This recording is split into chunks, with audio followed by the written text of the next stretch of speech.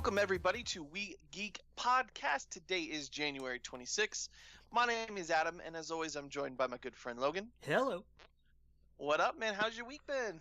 Oh, some work and stuff. That's cool. Yep, same here, dude. But guess what? Oh, I know the answer to this, but go ahead and tell me anyway. Well, two things. Oh, I only know the one thing. Oh, man, I am back. I finally have a video game system to play. Can you get... Well, I guess I told you, so... Yeah. I ended up getting a PlayStation. Yes. Thank God you didn't pre-order the Kingdom Hearts Pro, because they're canceling those. Oh, yeah, man, I feel bad for people. Well, I mean, it's GameStop's fault. They, they oversold it. Like, that's on them. Oh, yeah. Yeah, that's terrible. And I have some friends who love that game. Like, I asked my buddy, I was like, hey, did you pre-order, did you get Kingdom Hearts? Are you getting Kingdom Hearts? And he's like, Adam, read back what you just asked me. I was like, yeah, that's right. You own a Keyblade. Like, I just remembered, oh, that's right. That's fair. Yeah, I'm slowly saving up because I want the entire collection. And they have it digitally for PlayStation. It's like, I think it's 100. Yeah. Which is fine by me because it's everything from 1 through 3 and all the side everything. Like, it's all of it. See, I guess there's like a blank spot in my brain with a lot of stuff. But when it comes to Kingdom Hearts, I don't know who likes it and who doesn't. I can't. Have we talked about this? Are you a big Kingdom Hearts fan? I'm not a huge Kingdom Hearts fan. What have you played? Like, I enjoyed it. I've really only played 1 and 2. Okay. But like, I always wanted to play the others, but, like, I never had a Vita, and I think that was kind of the big kicker. And then, like, I know they've done the HD remasters, but I never made the time to sit down and sink into it. And, like, when I finally save up enough for this, it's going to be, like, clear the calendar for, like, 2 months, and sit down and play nothing but Kingdom Hearts. And it's, because it's something I don't care what anybody says, you have to dig in. Like, you can't just kind of, it's not like a lot of other, even like big open world games. I mean, Red Dead you could play while still watching something else. It takes away from it, but you can still do it. I don't think Kingdom Hearts has that. I think you have to sit down and dig in. Yeah. See, that's the well, okay, I was going to say I wish because I have the 1.5, 2.5 remix. I think that's no, it's not quite everything. It's everything but like 2.8. I don't know. Their naming conventions are just fucking bonkers. Yeah, you're missing. I think because I forget what comes in the 2.8. It's. Oh, I think I get everything except for like whatever random mobile game was in Japan in 1998. Pretty much. I think that's probably about right, to be honest. Yeah, I got that package because like, oh, that has Kingdom Hearts 1 and 2. But then I realized and found out later that like, you don't even figure out like the main antagonist until like the N-Gage game that came out. And I don't even know if I'm kidding or not. Oh my god, there's a that's the key right there. That's the trick. You can make an N-Gage reference about this, and you still have to go and double check. Like that. Yeah. It's ridiculous. My favorite thing is that there straight up it was a Japanese only mobile game that then they re-released it to the United States as like a DS game. But wasn't there also like a browser game? There was a browser. Yeah. I went down the rabbit hole of YouTube videos and it was like, where do I start? And God. I found a couple of videos that were like, just watch this. Right. All you need to do is watch this. If you want to go into 3, it's a lot of stuff, but this will save you $99. Yeah. So I started watching that, but fuck, did I get confused? It's tough. There was one that I saw. I can't remember exactly where it was, but it was basically like all of them were summed up in like half an hour or something. Yeah.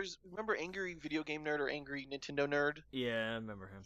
Oh, you don't like him? I do not like him. Okay, all right, so we won't talk too much about it. He has a video, and he starts going over it, and he's like, well, the first game is pretty straightforward, but then once he starts getting into the stuff, he's like, yeah, I don't know. There's one thing I thought was interesting was like Kingdom Hearts 2 is like a completely different character, and you're like, wait, who is this guy? Yeah. And then it's like, well, if you played the whatever game in Japan, yeah, you find out he's like a hollow or something. I don't know. He's Sora's nobody with a mix of a character that most people have never actually heard of before. Right. Because again, that was one of the ones. Because when they go back through the like start of everything stuff with the Keyblade War and everything, it's oh man, it's like someone said you can't get worse than the Clone Saga, and they were like, hold my beer, yeah, this is wacky. But the thing is though, every Let's Play I've seen, I'm like, I don't even care about the story. That just looks fun. Like you can hop on a roller coaster in the middle of a fight and beat up somebody like the Hercules. That's why I want to play, because I do like the ridiculous. And I thought to myself, like, I could totally get that and just have fun with being like, okay, I guess we're gonna fight the Titans of Hercules now on a Disney train. Like, I thought, okay. Well, spoiler, I guess. My bad for the game. Well, I mean, that was like the second demo they showed. Yeah, exactly. So I thought that could be fun, and all the Disney worlds, that's where you hook someone like me. Exactly. All the other stuff, I'm like, whatever. Yeah. No, that's totally fair, and I think that's the thing that was interesting, and I heard this from one of the guys I work with, who's a big Kingdom Hearts fan, that at Square, way back in the day when it was still, I think, Square Soft. And Disney Japan worked out of the same office, and they're right. I think it was you that told me this. Did we talk about this already? I think I've heard this story, so it must have come from you. How they shared the same building, and they were like, I guess, in the elevator. They were just basically in the same office, and they were like, "Hey, we should do a game." And the guy was like, "Yeah, why not?" Yeah, because it was like, they were trying to take on, I forget what, like Square really wanted to tackle, I don't remember. And they were like, well, really, like the only thing bigger than that would be like Mickey Mouse. And then one day in an elevator, it was literally like the head of development for Square was in the elevator with like the president of Disney Japan. And he was like, I've got an idea. And literally gave him an elevator pitch. And they came out of an idea. Yeah, it was quite an idea, and it went through a ton of revisions to get to where it wound up being. But I'm on board. I'm excited. It's gonna be a while before I get around to it, but I'm really, really jazzed that it's even a thing. Like, hey man, I'm glad I got back. Yeah, it was depressing without it. Like, 'cause that's really what it got to. Is like I go out and I socialize and I have fun and I meet up with some friends and I do whatever I'm doing, but like the stuff in between, I was like, I miss playing video games to just like relax and to decompress, and that's what I was missing. Is total just decompressing with stuff, because life stressing me out, girls stressing me out, just everything's stressing me out. I'm like, and when I was, I was like, I can read comics and stuff, but I needed something to, I don't know, to decompress, I guess. Yeah. And I was like, you know what? Screw it. There's a million things I have to pay for right now. Like, oh my God. Like, I just did the tux and everything today. So I'm ready for the wedding. Everything's bought and paid for a wedding I have to go to. But my brain told me, nope, you need to hold off. But, I was like, fuck it. I need to do this. Because then I am going to go crazy. Yeah. Yeah. And so I was like, all right. And then that's the great thing about the digital. I'm glad I got everything digitally, because I didn't get the Pro. I was like, if I wait for that, then I'm going to be waiting forever. Because for whatever reason, that extra $100, I was like, no, I'm just can't do it. So I got it was a Slim, and runs great. Nice. Doesn't make a single noise. I'm playing Spider-Man and I can't hear it at all, and I'm like, okay, we'll see how long this lasts. Yeah. But yeah, mine still sounds like it's gonna take off sometime. I'm sure it will. I think it has to do with the fans and like just getting stuff in it. Like, yeah. Whatever. Yeah. I think the only way to really fix mine is like to actually take it apart and go through it. Right. And I'm just like, no. It's the disk drive's already shot, so I mean there's no point. Like, right. Oh yeah, and there's more space in this. There's a terabyte instead of the 500 gigs. So I was like, oh, that's cool. There you go. Yeah. And it was just, I was like, all right, well, and that's the thing, is I got it and I was like, okay, I'll download everything. I made the mistake of like trying to download everything Like, Oh not no. everything, of course, Yeah. but like 6 games at once. I was like, oh god. I was like, oh wait, this is like 8 hours. So I was like, all right, let's do God of War 4 first. There you go. And Yeah, then pick one, and then yeah. let the rest of them download like overnight. Oh, that's exactly what I did. I was like, all right, well, let's throw Injustice in there, Mortal Kombat, because I just saw the trailers for that, and I want to play some fighting games. And Yeah. but the one thing I did get though was Spider-Man, Yeah, and I didn't get too far. It's one of those things. Like that's a game I want to spend my day off coming up fair. jumping into. I'm totally on board with that idea. Yeah, because like it's great to. I hopped in the other day and I played up until like just pretty much the first stuff, like past the what is it? Pretty much the prologue, the whole opening scene. Yeah, where the and then- Kingpin takedown. Exactly, yeah. Yeah. And then I got into like some stuff with Doc Ock and like the Spider Cop and stuff like that. And then now like the world's opened up, so like that's where I'm like, okay, I can take a break because it's super late. My and jump into some more tonight or this weekend or whatever. So yeah. That's one of my favorite things that I've heard about Spider-Geddon is not only does it make PS4 Spider-Man canon, yeah, they also show an alternate universe where there is Spider-Cop. Spider Cop is legit in the comic. As Yes. soon as he said that, I thought, yes, Yes, that's in the comic. I Like, love that's it. straight up in the comic. And he like it almost makes him cry. Like it's Yeah. fantastic. I love it so Yeah. much. Oh yeah, man. Oh yeah. Spider-Man comic's been pretty good. I didn't like the event too much, but the last what's his face, whoever's currently writing the Amazing Spider-Man. I can't remember off the top of my head. Nick Spencer. Okay. Nick Spencer, that's it. Yeah, it's been pretty good. The first volume was kind of okay, but the stuff with basically Dan Slott broke Spider-Man into a million pieces, and now he's bringing it back to like we're putting the pieces back together. We're putting Jonah Jameson here. We're putting like we're amping up the Mary Jane Peter Parker stuff. Like it's going back to Spider-Man's roots in a way, which I think is great. Yeah, they were my favorite. Like they're if I've got to pick an OTP, it's them for sure. Yeah. Oh yeah. So it's been cool seeing them kind of put everything back together. But yeah. So anyway, where was I? Yeah. So I've been jumping into Spider-Man. And the other thing that I ended up getting, because I got something from work, was a AMC Stubs Premiere. Or whatever Okay. it's called. Yeah. Did you get Premiere or A-list? A-list. That's it. Okay. Yeah. Yes. Yeah. Finally, So you've been talking about it forever. Yeah, well, I have this. I had this whatever card thing. So I was like, oh, I just put this towards this. Oh, wow, I could just and then you could sign up, and Yep. it was great. So, yeah, and you don't have to pay you don't have to pay like 6 months up front or anything like that. It's I think it's monthly. I think it's 3 up front at first, isn't it? Or did they change that? No, they changed it to, for Florida, if I say that I only plan on really doing it in Florida, because they were like, do you plan on just really going to your state? And I was like, yes. They're like, okay, you should do this price. Because it excludes California, New York, and whatever. Right. Like 4 states. There's basically 3 tiers because and it's like $1 difference in each one or something. It's a fairly small difference, but it's by markets. Like the most busy are obviously like LA and New York and stuff. Yeah. And it's by state, and Connecticut for some bizarre ass reason. I'm afraid Florida's gonna be next because Florida's a pretty popular state. It's on the second tier. Yeah, I mean, and when it comes to voting, that's one of the states people watch. yeah, right. No kidding. So when I saw the states that were included, I was like, oh man, those are the ones that they always talk about when it comes to voting. So we're probably there. Yeah.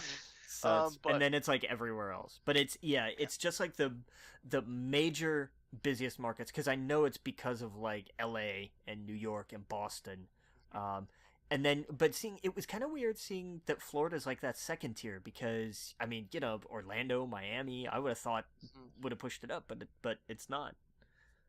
But and then it's like everywhere else is in the original like $19.99 plus tax tier. Right. Oh yeah, absolutely. So I'm excited. I was like, hey, I can actually go watch movies now. Yeah. Yeah. Yeah. So Now you can yeah, see man. like all the awards show movies because they're all freaking out right now. Like, Yeah.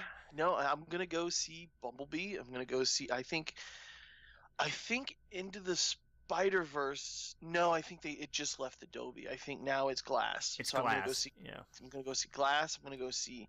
I want to see Dragon Ball Z Brawly. I'm curious to see if Broly is included. Brawly's included. Yeah, Is it really? Okay, because some events everything. events like that are kind of weird It's because not an event. Like it was like the number third. I think it was only supposed to be there for a limited time. it But was supposed to be like 2 weeks and then they added a week. They did the same thing with My Hero. well, yeah, because they were like, oh, it's like the number three or fourth movie in the country. Yeah, four. It's fourth. And it had the biggest opening for any anime from the like Yep. however many years. I think ever. Ever, yeah. So they were like, you know what, we could probably do this for a week or two. And I was excited because I was gonna go with a friend, and whatever, the plans got messed up, and I was like, well, it's only gonna probably be there for a night or two. But no, it's not like a whatever event. It's like it's in the theater that I can go and pick tickets, and it was super easy to Nice. just download the AMC app. And what I did is I started going, okay, I'll pre-order my thing for Miss Marvel, and I did it on Wednesday, so I don't think it counted for this week technically. Yeah. If you Yeah. if you pre-order a seat, Hmm. that's a ticket you don't have until after that showing. Yep. You're Wait. you're just down to 2 until you've seen that movie. That's Okay. yeah. So I have 2 a week Right. that I can see. Okay, yeah. Yeah. So I was like, okay, I'll pre-order that. Oh, see, I thought it was like, okay, you got to use it and then it's gone. So like that week, okay, so I was misunderstood. Okay, Yeah, two movies. it's Oh, okay, that's no big deal. yeah. Because that was one I wanted to pre-order, and then after that, I'll probably pre-order, you know, uh, Avengers, and after that, Star Wars, that kind of deal. Yeah. And that's Because that's the price you pay because you can always because the thing is with that if you go see your 2 and then you're like but damn I really want to see a third one you you can can pull it. you can pull that pre-order Hmm. and it gets credited back to you. You can go see your third and then the next week when you get your 3 back immediately pre-order it again. Right, and that's the thing is I wanted to go opening night, so I picked the one where it was like it was almost out, and I talked to some local friends and they have it too, so I was like, hey, we could totally. Yep. And that's the thing is I'm actually moving in a month from now across the street from that theater. Oh damn. Yeah, like literally walking distance. I'm gonna be right at Crane's Roost, so it's right there. I literally can walk there from where I'm moving. So I was like, this is gonna be great. This is gonna be awesome. So I might actually well, actually no. I guess it's in March, so uh, it's not bad. Well, Wait, Miss Marvel's or Captain Marvel's in March, right? March 8th. March 8th. Yeah. So there we Yeah. go. Exactly. So And I'll have my 3 back. and I mean here's the thing like are you gonna are there really like 3 a week every week that you're gonna want to see? And I'm gonna go with no. Probably not, but man, it's nice to just be like, you know what, Yeah. whatever. It's That's- great because like coming out, I don't know because like I don't know, you'll be catching up on stuff for the next couple weeks because nothing really big comes out. Oh yeah, no, I'm gonna be catching up. I'm gonna go. The first thing I'm gonna go see is Dragon Ball Brawly because Nice. I really want to see that. And it's limited. Yeah, everybody I've heard come out of it is Yep. super impressed with it, and apparently because I still haven't seen it yet. I doubt I'll get around to it, but like the animation style evolves throughout the movie. Yeah. Oh, that's awesome. Like it goes from like the old Dragon Ball Z animation up to like where it's at now. Oh, that's cool. So I was like, that's neat. I saw one sequence where, like, at some point during Goku and Broly's fight, it's Mhm. from Broly's point of view. Mhm. And Oh, okay. that was wicked. Like That's awesome. that was wild. Oh yeah. See, that's I can't wait. I'm gonna go see that this weekend, and then Yeah. after that, Bumblebee. I saw Bumblebee this past week. Oh, how was it? I really enjoyed it. There you I go. really did. It is exactly what like everybody who's come out of it saying good things. It's exactly what they're saying. Yeah, it's what if we get another one, which I'm sure we will. They're not like they're not gonna. They're not gonna leave that money on the table. No. Yeah, I hope they see that and they're like, you know what, we can still make a lot of money and make it where people like it. Yeah. Yeah, how Um, about that? What a concept. yeah, yeah. Do an Optimus Prime one where it's contained, it's smaller, maybe has just a few other bots or whatever, but it's more of a smaller personal story, and that's all I get from the trailer. Uh, and that's what excited me about it. I was Yeah. like, that actually looks fun. So, yeah, man. But now I can go see Into the Spider-Verse again, which I want to go see again. And digest that. I could get. I don't know. I want to go see Vice. Then now I can go see those other movies where I was like, I'll wait till Netflix for that. But Yeah. maybe I'll get bored and see A Dog's Way Home. You saw the trailer. You're good. Like, I know. I'm kidding. But Glass, like stuff like that. So, and I'm sure there's a ton of movies coming out in the next few months anyway. Yeah, I was gonna say you're good for the next couple weeks because this week we have The Kid Who Would Be King and Serenity. Right. Neither of which are too high up on really anybody's list. No. Serenity, from what I've heard about Serenity, was like it's strange but it's good, which I'm down with. And I haven't heard anything about Kid Who Would Be King yet, which is fine by me, really. Yeah. But and then next week is Miss Bala, the Gina Rodriguez movie. And then like that's it for next week. Yeah. So there's that could be your catch up on on like Vice and Green Book and anything like that week. Because then Lego 2. Yeah, Lego 2 is a week after. So. And it's kind of all downhill from there, really, because it's Lego 2, and then it's, Happy Death Day 2, and then it's How to Train Your Dragon 3, and then it's Medea, and then it's Captain Marvel. Like, yeah, and probably Captain Marvel would be the next one. Yeah, out of that. Happy Death Day here's fun, but I never saw the first one. You should. I know you keep telling me, and I just haven't gotten around to it. That's fair. It's a horror version of Groundhog Day. Like, and I swear, after Halloween, those kind of movies, I've had enough for a month. Yeah. But I need to see it. You said it was good, so I got to see it. It is. I liked it. It's a Blumhouse movie, so it's made on a budget, and they make the most of it, which is crazy. Oh, that's good. That's good. But yeah, I'm excited. I can finally go see movies again. So things are coming together. See movies, play games, like you're set, man. Yeah. Oh yeah. Yep. All right. So where were we? Okay. Yep. So, we didn't talk about the box office. What took the top spot? Glass was first this weekend. Okay. 46.5 million. Good, solid opening for like a late January kind of like not a superhero type thriller. Like a pretty decent weekend. The Upside picked up another 18 and change. Aquaman almost 13. That puts it over 300 domestic. Broly did almost 12, which puts it at like 22 and change altogether, which is just nuts. Oh, wow. It's crazy. When it first hit us, like we sold out our 7 o'clock showing, which was not a surprise.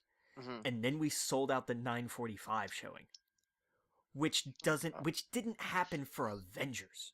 All right, we didn't sell out the premiere for the late night on that Thursday for Avengers, but we sold out Broly. And that's like I watched that and I was just like, holy shit.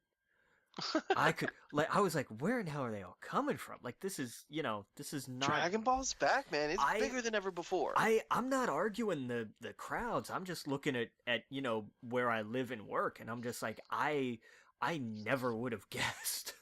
Yeah. Like, I'll be honest with you. Man, it's nostalgic. I think people our age who grew up, that's the thing, man. You didn't have to be an anime to love Dragon Ball. That was mostly, that's probably everyone our age's gateway drug to anime. Yeah, I agree. I completely agree. And for a lot of people, it lived and died by that. Like you watch it, you're like, oh, this is something different, and this is great. And then you moved on. That's kind of what I did. I tiptoed into other stuff, and plus, because I'm such a big nerd, I know enough about like Attack on Titan and all of these other ones. Yeah. But like at a distance, because I never got into it. And I think that's so many other people out there who's like like I watched it as a kid, and now that it's back, I'm gonna go see that because it looks awesome. Plus, Brawley, for whatever reason, that people love him. Well, because man. I mean, he's a beast. Like he's a beast, giant, unstoppable beast. Like what's not to love? Exactly. Oh yeah. And now he's like technically canon. Yeah, he's canon now. Yeah, so which is awesome. And of course they just announced right after that of course they're continuing Dragon Ball Super and they're working on the episodes right now. They've been kind of holding off on that announcement. Or are they? Because there were some conflicting reports this week. Okay, what was the conflicting report? I didn't see that one. There was basically like people came out. They were like, "Yeah, they're working on new ones," and everybody came out and went, "Hang on. There will be new ones." Eventually. That's pretty much our statement right now. So okay. That was the way it kind of bounced around. Like it was a little weird that day. That is weird. Hey, there'll be new ones, but we never said we're working on them. What does that mean? Yeah. Okay. But yeah, so super excited. Gonna go see that. Yeah. I don't know. It gives me time to catch up on the English dub because I'm still back at where I left off at the end of the first tournament. Like I guess I've never seen it on the big screen. It's something. It's a sight. Yeah. It's an absolute experience on a movie screen. Oh hell yeah. Yeah. I'm excited for that. Like you and I thought about that too. I was like, well, I could just wait. But now that I have this pass, I'm like, why not? Go do it. It's worth it. Just to see like the little bits that I've seen. I'm like, yeah, okay. I'm here for this for sure. Yeah. Oh yeah. A big tub of popcorn. Yeah. All right. Oh man. I'd just like to clean that theater one time without somebody having thrown up in it, but that's a whole other... Oh my god, you just ruined it. Man, I'm telling you what, it's been a week. I don't know. And I don't know why, but it has been. Yeah. So, between that and like somebody getting a nosebleed, it was like this movie is cursed. In 2 days, in like back-to-back days, it was like I cleaned one nosebleed in the theater. It just happens, somebody just got a nosebleed. Like doing coke or something. What are they doing in the theater? Nah, we're more a meth neighborhood around here. But yeah, but your nose is bleeding. I guess can meth do that? I don't know. I don't know. Can do anything, well, and here's the other thing. You can do anything with meth. That should be a cool. I'm just kidding. Don't do that. Oh, well, I mean, it's with the air as dry as it's been, I can understand. If you're somebody who's kind of prone to nosebleeds, I get it. Like you sniff, I've seen it where somebody will sniff too hard. They're just, it's like, oh, I got something in my nose, and the next thing you know, oh, now it's bleeding. Like I've seen that. I've worked with people like that before, where it just happens. That's crazy. And it's a bummer. And I made the mistake of asking somebody once. I was like, so how much coke have you done? Like, oh yeah. Well, I was just joking. It's well, that's so yeah, you can't do that. People get crazy offended, so thankfully this wasn't somebody who went nuts. That's good. Ironically, that was the pothead who went crazy. But they're like, "Excuse me? Yeah. Do you have any?" Yeah, right. I'm just kidding. No, it's one of those things like they were walking away like stuffing paper towels up, like as I asked them, and they were just like, "Not enough, apparently." And I was like, "Okay, we're cool. Like that'll work."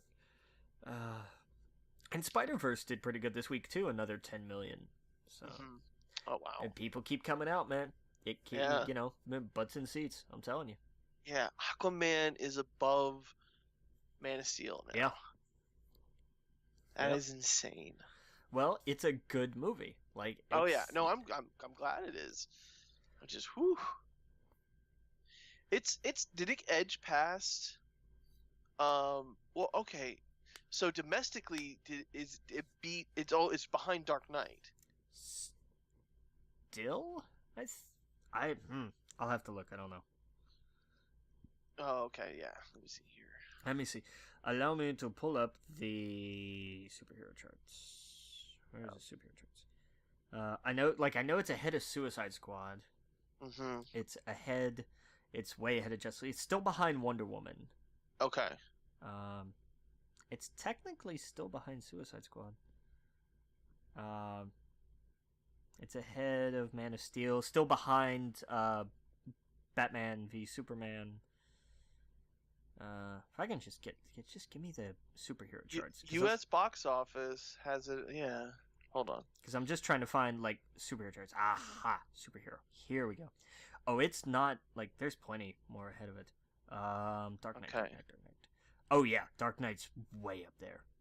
Okay. Dark Knight Rises is way up there. I don't even. It might be ahead of Batman Begins. Because that one didn't have a huge box office. Yeah, I don't see it up here. It's probably on down. What website is this? What are you? Yeah, which one are you looking at? This doesn't even make sense. Why? What is yours saying? I'll send it to you. Yeah, it doesn't make sense. Yeah, I always use Mojo. Yeah. Yeah, Dark Knight's way up there. I forgot how much it made, like, so much domestic. Okay. Yeah, it went pretty hard here. But yeah, Aquaman's good. It's the next one. I'm trying to see because it's like Iron Man 2 is at 312. It'll pass that. Thor Ragnarok 315. It'll pass that. The first Iron Man 318. It'll probably pass that. Once Upon a Deadpool at 324, which I think is misleading because it's counting Deadpool 2 and Once Upon a Deadpool as the same movie. But it's counting them together, but it's got them listed separately, and I don't like that. That's a whole other story. And Suicide Squad at 325, and I think that's probably around where it stops. Yeah. I don't think it makes 330, because 330 would be next, and that's Batman v Superman. I don't think it gets quite that far. Okay. Because it's down to 12 now. It's got another... maybe. That's going to be the test. Like, does it break 330? And I don't think so. I think it stops a little short. So, yeah, it's going to be... Man... Who would have thought? Yeah. Whew. And Spider-Verse still chugging along. Man, people need to go see that. Yeah. Which one? Okay, so which chart on here were you looking at? I was looking at I was looking at the first website I sent you. Yeah. And it's like it says number 1, and it has just a number that's completely different than everything else I looked at. And then the other one, I just pulled up the Wikipedia real fast for the top 50 superhero movies at the worldwide box office. It says just beat Dark Knight. So now it's in the top 10. Worldwide, maybe. Worldwide, right. Yeah, I was just looking at domestic. I'm only worried about domestic. Gotcha.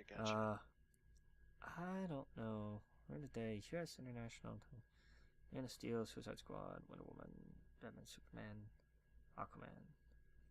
I don't know. Maybe internationally it's done better than everything else. I think it's China.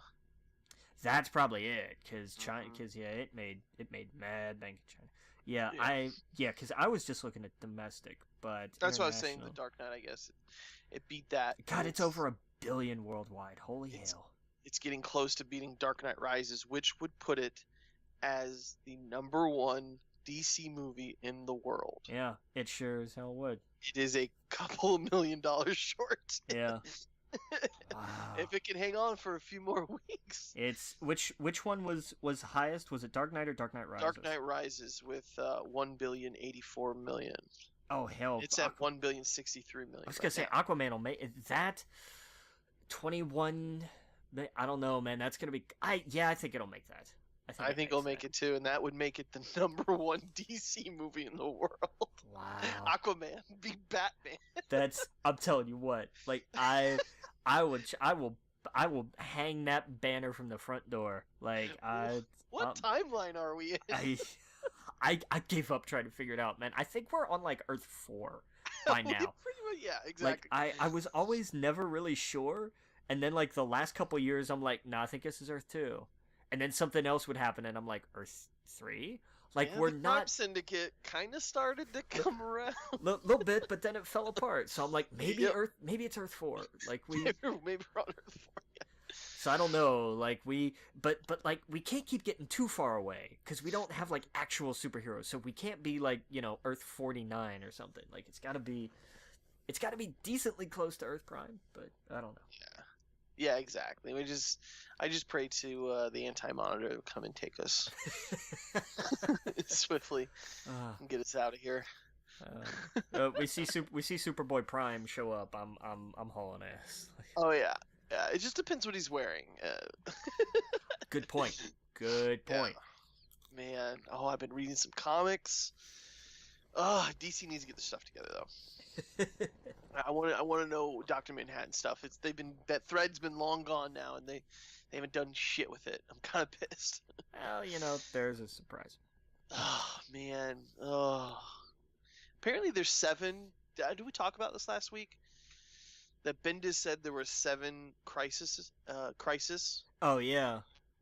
And like in the New Justice book, and I'm wondering what 7 he means. Yeah, because there haven't been like 7 labeled crises. Oh, really? There definitely has. Oh, have there? Oh yeah. Oh, but are they like? I mean, does something like Identity Crisis really count though? That's a crisis. I mean, I guess, but I mean, I would consider that if I was looking at DC Crisis. Okay, it's not crises, right? I keep saying that. It's crises. Crises. Yeah, it's one of those weird ones. Okay, so what do we have? We have what? Final Crisis, Crisis on Infinite Earths, Identity Crisis. Sure, fine, whatever. Crisis. Wasn't there a Crisis of 3 Earths? There was Crisis of 2 Earths, which was technically the first Crisis book. Okay.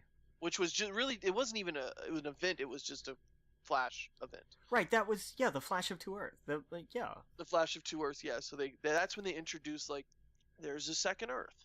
But I wouldn't call that a crisis. That's even not though it has a crisis. crisis. No. This is what I would do. I would say Crisis of Infinite Earths, which is the big bad boy. Right. 0 Hour, which is 0 Hour - Crisis in Time. Okay, fair enough. Yeah. And that was the one with Hal Jordan and whatnot. Identity Crisis, which it didn't change the universe, but it changed DC Comics from it changed the landscape. Okay. Which is another one that I'm going to talk about in a little bit, but and then there's Infinite Crisis, which is the second big one. That I would say is a direct sequel to Crisis of Infinite Earths. Yeah, agreed. Final Crisis, which wasn't Earth, I guess it was universe shattering because they technically did delete the universe. Right, that was when everything went to just one universe. Yeah. Yeah. And Batman died and went back to the past and then lived out his lives again. Yeah. Grant Morrison. Their Flashpoint I would consider a crisis. That's fair. I'll give you that one. It rebooted the universe, and then Heroes in Crisis. Now, Heroes in Crisis, I don't know yet because it's not finished. Technically, Dark Metal could be considered a crisis. Yeah. What about Crisis on Crisis on 3 Worlds? Crisis on 3 Earths? That was a crisis. Was there a Crisis on 3 Earths? I thought it was Crisis on 2. There was a 3 because that was where Superboy Prime was. Like that was where he was. Was he Time Master or something? Like that was where they went to the end of time and fought, and like he fought himself and created a paradox where he wound up then existing outside. He pulled like a reverse Flash for a second. This sounds familiar. And then he wound up eventually like as basically an internet troll. He was depowered back in his own universe, and he was like a troll on the DC forums. And then he got. Because that was when he came. You're thinking of Legion of 3 Worlds. That's it. That's what I'm thinking of. That's Final Crisis. That's in Final Crisis. Okay. That's in Final Crisis. Gotcha. Yes. Okay. Yes.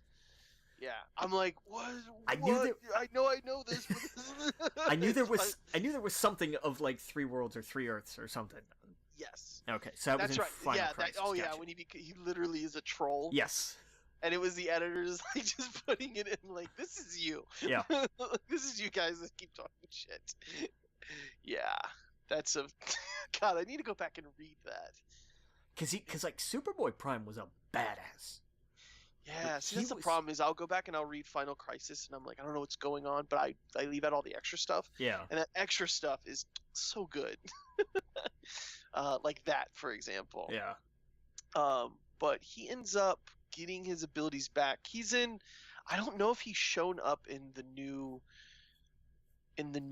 like New 52. Right. I want to say that he has. For some reason, I think he showed up like Dr. Oz has him captured, but I'm not entirely sure. I mean, if you're gonna have somebody chained up, have somebody who, broke through that giant wall of pure will and killed how many Green Lanterns? Yes. I mean, he broke out of the Speed Force. Like, oh yeah, no, he if they easily wanted to do an event like the next big DC event, he could be the one leading it. Yeah.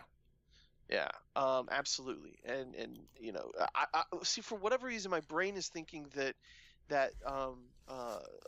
Superman's father has him captured, but it might have just been Doomsday that I'm thinking of.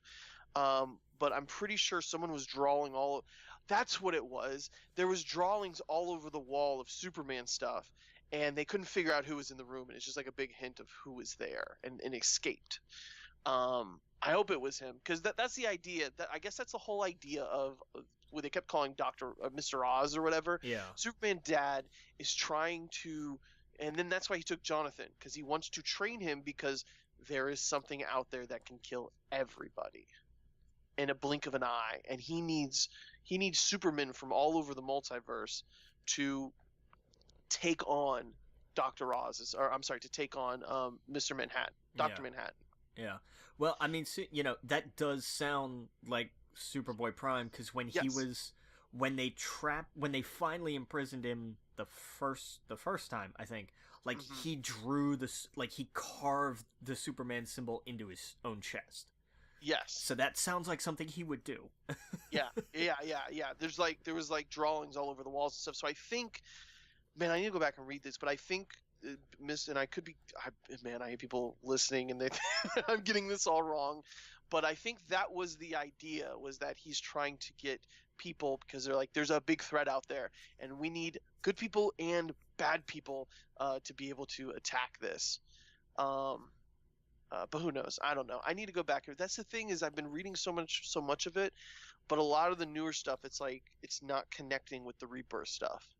Interesting. I think when Jeff Johns left, all of that stuff was left on the cutting room floor. Ouch. And when Bendis came in, man, it kind of sucked, because they were like, okay, we'll take Jonathan out, and now he's aged. So now you he was only here for 2 years, and there's so many stories they could have told of him younger with Damian Wayans. Wayne. Damian Wayans is a whole different person. Oh yeah. Jesus. Right. There were so many stories they could tell with them young, but now Jonathan's older. Yeah. Now he's a teenager. So it's weird. But I don't know. I love the Young Justice books. So I hope that they do kind of start to answer some of those questions. I hope at some point. And I don't think we're going to get any answer until Doomsday Clock is over with. And that's the big problem, is that keeps getting delayed. Yeah. That was supposed to be done last year. Yeah, well, how often, I mean, big events of any kind. Forever Evil was delayed how many times? Secret Wars was delayed how many times? Not like this. I mean, yeah, that's fair. It seems to happen with DC, though, because Forever Evil was delayed for months. Was it? No, I felt like I keep thinking it was. Maybe it just felt like months, but it seemed to me that by the time, it wasn't like Secret Wars where you had 1, maybe 2 issues of some books before you got Secret Wars 9. Right. It felt to me like Forever Evil, there were 3, 4, 5 of some of these other issues before we got the end of Forever Evil. You're probably right. Yes, Forever Evil was September 2013 to May 2014. That's way too long, and it was not, because it was not it was not that many issues. Right. Doomsday Clock is November 2017, and they've only done 4 issues. In a year and a bit. Yeah. Jesus, what the hell are they doing? I'm telling you, I think. Hold on, I'm sorry. Not 4 issues. There's been 8 issues. But still, I didn't realize that. In a year. In a year. Man. Yeah. I mean, I get it. Things change. I think there's supposed to be 12. Oh hell. Yeah. And that's the thing. Yeah, there's supposed to be 12 issues. Oh Jesus, it'll never come out. Yeah. So whenever that's done, I think that's what happened. I think a lot of people got switched around. Jeff Johns is not their dude anymore because he's doing everything else with DC, like the cinematic universe. Well, he's doing TV. He's doing a lot of that stuff TV, now. that's right, yeah. And now that like Bendis and stuff is in there, they're just I think they just like shifted a lot of things. And it sucked because Rebirth had such good momentum behind it. I was reading it more than ever, and I'm back in DC now, of course, but I feel like, hey, there's a lot of that stuff that you just never answered, and we still have no answers. Yeah. That's what I'm waiting for. At least with Marvel, like I have something to look forward to with this War of the Realms. Yeah. Like I know what's coming with Marvel, and I'm excited, but with DC, I'm not. I'm like Doomsday Clock is just spinning its wheels, and there's nothing else coming up that I can think of. So I don't know. I'm excited for the Marvel stuff though. Man. Yeah. Oh yeah, War of the Realms is gonna be great. There's a Squirrel Girl tie-in. Of course there is. Yeah, I think Loki has like a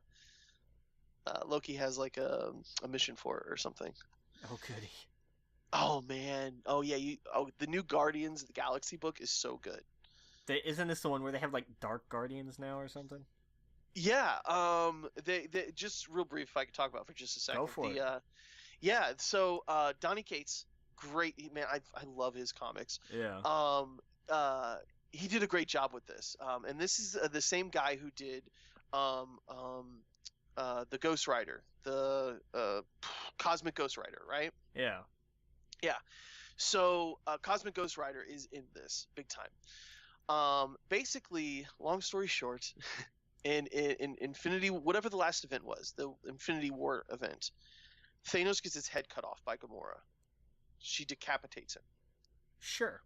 So Thanos' brother, Star Fox, the one that does a barrel roll, the one that doesn't do a barrel roll, received the body, and apparently he had like a message thing on his heart or something like that, where it pulls it out, it has a recording, and he's basically like, you guys thought you could just kill me. Of course. You thought it'd be Thanos' death would be easy, and he's like, but it's not. He's like, basically, when I died, I've already planned for this. He's like, when I died, my conscience was put into another person, someone you all know. And soon I will reveal myself. But in the meantime, you guys need to figure out who it is and kill them before I gain whatever it is. Yeah. Have they revealed it already? No, so it's kind of one of those mysteries, and I love this kind of stuff. Like, who shot Mr. Burns? Like, and they have like literally a list on the wall of like pictures, and they're like, who could this be? Could it be the Hulk? Could it be Wolverine? And so basically, Thanos' brother gathers around people from the universe, but everyone except Earthlings, pretty much, or people that are like the Avengers, essentially. And it's you name it, like the Starjammers, and it's what's his name? Not Thor, but the horse dude. Beta Ray Bill? Beta Ray Bill, yeah. Good so like God. Yeah, no, my mind just went blank for a second. So Silver Surfer, him, Cosmic Ghost Rider, it's all of these characters who would probably put a hole through somebody. They're not mightier than thou, you know what I mean? Right. And the one people that are missing is the Guardians. They're like, hey, wait a second, where's the Guardians at? And it cuts to cuts to Peter, like, and the Guardians, their whole team's pretty much screwed. Like, Drax is dead. Gamora's kind of a villain, but she's really not. But she needs to find herself, so she's not a part of the team. They won't talk about what happened to Rocket. So it's literally just like Groot, who's going through a phase with like spikes, and Peter. And so anyway, long story short, sorry. So the Thanos' thing is like, figure out who it is. It could be anybody. And Cosmic Ghost Rider's like, it could be one of us. Like, why are we going to now suddenly start killing all of these heroes? It could be someone in this room. And they're like, hey, he's got a point. And the whole time he's like, I should have killed that baby when I got a chance. When I had a chance. Suddenly, Peter is going to nowhere to get a beer or whatever. Like, he's going to meet up with there and relax. And suddenly that celestial head or whatever is missing. It's just gone. Oh, great. Yeah, and so like it shows up where all of these people are at, where all of Cosmic Ghost Rider, they're basically at the what is the morning or whatever for Thanos. Okay. Yeah. Wake or The funeral. Wake, that's Yeah. it, yeah. And it turns out that Thanos's Black Hand or whatever they're called were the Order. ones. Black Order. Black Order, yeah, hijacked that celestial head, went to that place, blew it up with all these people in it, and it sucked all of them into like a black hole essentially, except for Beta Ray Bill, Cosmic Ghost Rider, and like two other characters. I don't really know their names, but they have to do with Thanos and like the old Secret Wars. And Peter Quill rescues them. It's like it's Beta Ray Bill's hammer that's he throws out of the hole, and Cosmic Ghost Rider's chains onto it, and they're all holding onto each other. So anyway, they get onto Peter's ship. They explain everything that's going on, and like the Nova Corps come to arrest him, and he's like, no, I got this. They're now the new Guardians, or they were going to arrest him, and he's like, you can't come aboard, you need a warrant. They're like, only if they're your crew, and he's like, I got a new crew now. And then it shows all of those people, and then Cosmic Ghost Rider's like, I didn't fucking sign up for this, and it cuts to Guardians of the Galaxy. And so yeah, it's like this ragtag group of crazy heroes, and he's like, does this horse talk like this all the time? He's talking about Beta Ray Bill, because Beta Ray talks like Mighty Thor, like he's old Shakespearean, yeah. Oh, yeah. So it's good. It's a really good book. I can't wait. It's super fun, and it's like, man, it's like a big blockbuster type of comic that Marvel's doing. So it's a great book. Sorry, I just went on a tangent. Nice. No, that's, I mean, that's why I'm excited for Marvel's War of the Realms. Like, all of this is tied into it. I wonder if it's Wolverine. That's my pick. Yeah. See that's I loved that thing. It's so classic. Like, who's it gonna be? Who shot Mr. Burns? Yeah. And now I'm sure by the end of the arc we'll figure out who it is. So now, I mean, hell, when Wolverine came back, he was hunting Infinity Stones. Yeah, but you're absolutely right. That is not the Wolverine from this time, though. Oh, is that? That was a future version of Wolverine from now an alternate timeline who becomes the Phoenix. Okay, so that's Phoenix Wolverine. Yes, the current Wolverine, his comic book sucks right now. The current Wolverine is figuring shit out. I don't know, he's on an island and like he's figuring out what happened, how he got back to life. Oh, mopey Wolverine. I hate mopey Wolverine. Like, it worked like when it was like Japan Wolverine. Like when when he was over there figuring things out, like he was still a badass. But every once in a while they love to do that where it's like, he's got to go off and re-examine who he is, and I'm just like, oh my god, enough of this shit already. Like, I hate this. Why did I come back? Because I don't know. You're in a comic book. Get over it. Ask Deadpool. He'll tell you that. Right. Yeah, and it's all tied into like someone had powers that was able to bring people back to life, but basically they're under her control and they're pretty much zombies. And for some reason he's different. I don't know. Because because of his healing factor, probably. Probably, and then like the other thing with him now is like his blades, his knife, whatever, they heat up, his claws. But because they heat up, like pretty much like they can cut through anything they're like on fire essentially. Yeah. That pulls away from his healing ability. Sure. He doesn't heal as fast as he used to. I get the energy transfer there. Like that's a very comic book science kind of leap, but I get that. Yeah. And I don't think that's like a thing that's going to last too long. I doubt it. But anyway, that's I don't know. They got some cool stuff. The X-Men in 2019, they are really going to be pushing the X-Men. Very soon, we're going to get the comic with they have like a whole event that's going to happen called the Age of X, and it's essentially going to have Cyclops is back. We don't know how, but he's returned. Oh, I know how. I forget. Who was it? Somebody. Oh hell. He was at the end of a comic, and they're like, "Well, who's this asshole?" And yeah, like somebody captured the Phoenix Force, and like harnessed it and channeled it through Cyclops' body. Oh. And like that brought him back. Oh, I remember. Has it not come out yet? No. Oh, because I remember who it was, and I Yeah, don't I know don't if know. I don't know if I want to say because I'm guessing it's a spoiler then. Oh, I don't know. Gene? No, you you're on the right track, but no. I don't know. I know something you don't. This is interesting. I'm not gonna tell you. Like, What comic is it? I I'll read it then. I don't. I honestly don't remember. I What just am I gonna do? I just remember that like that was a thing. Like I saw like they Hmm, talked about like and then like I saw the panel and everything and I was like, okay, sure, okay. whatever. I need Um, to look this up then, cause I'll do that because I need to yeah, see if that's like if it came out, if it hasn't come hmm. out. I think it has. Cause that's the thing. Right now they're doing X-Men Disassembled, and Oh, it's a it's the Uncanny Annual, I think. Uncanny Annual. I think. Let me see. Give me a second. Oh yeah, he's on the cover of that. Yeah, I That don't. just And came now, out. yeah, and that's. I don't know if that's the one he comes back in, or if that's the first one.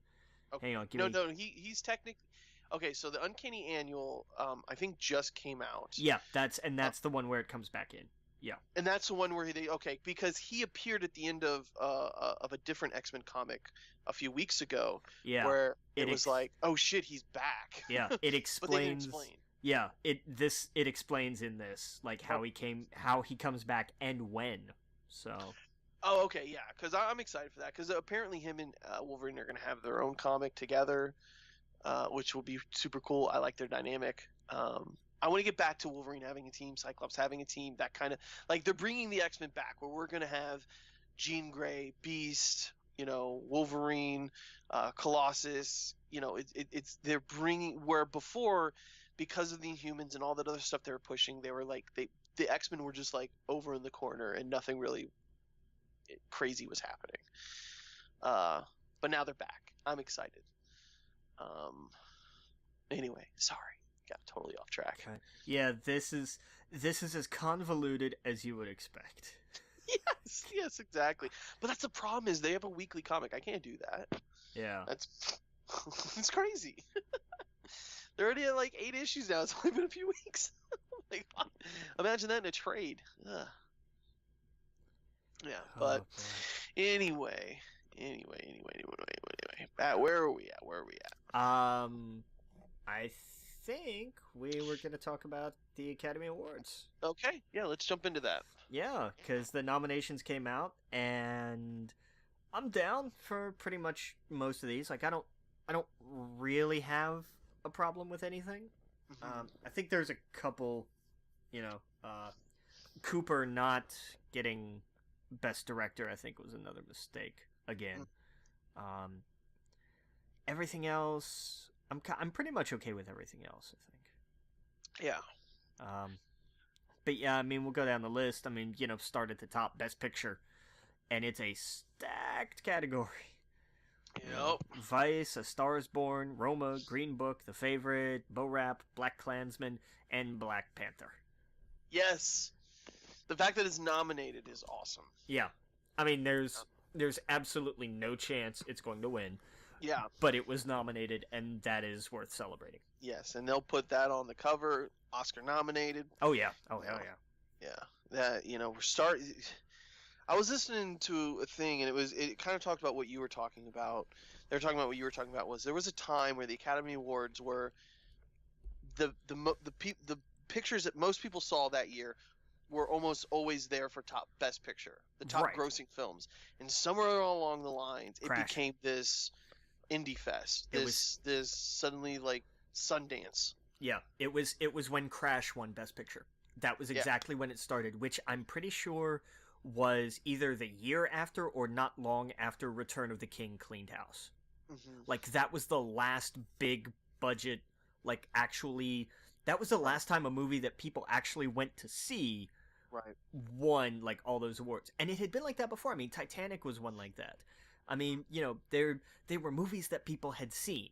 And I'm not trying to take anything away from a lot of the movies that have won since. I mean, with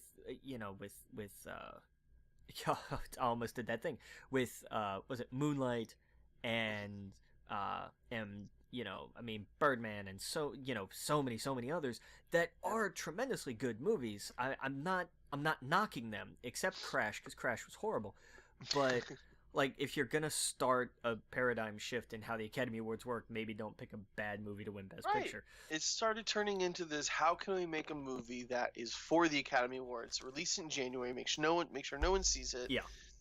And then that one dude that's really into film, and he calls it film. He makes sure he doesn't say movies. Oh yes, it's cinema. No, it's worse than that. It's cinema. Cinema. Yes. Oh, I bet you know a lot of the guys there. Man, I'm telling you what, there's some people that I just want to hit. Like, I don't, some people, because, And here's the thing, don't get me wrong, I totally get it, because I'm kind of like that when it comes to, I don't know, comics and stuff like that. Like, there's some things where I'm like, I'll be like, that's not what it's called, or whatever, and I think that in my head, but I don't say it out loud.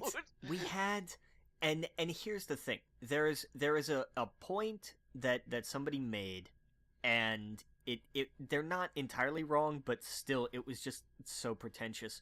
That's the word. Yeah, they came to see Beale Street. Yeah.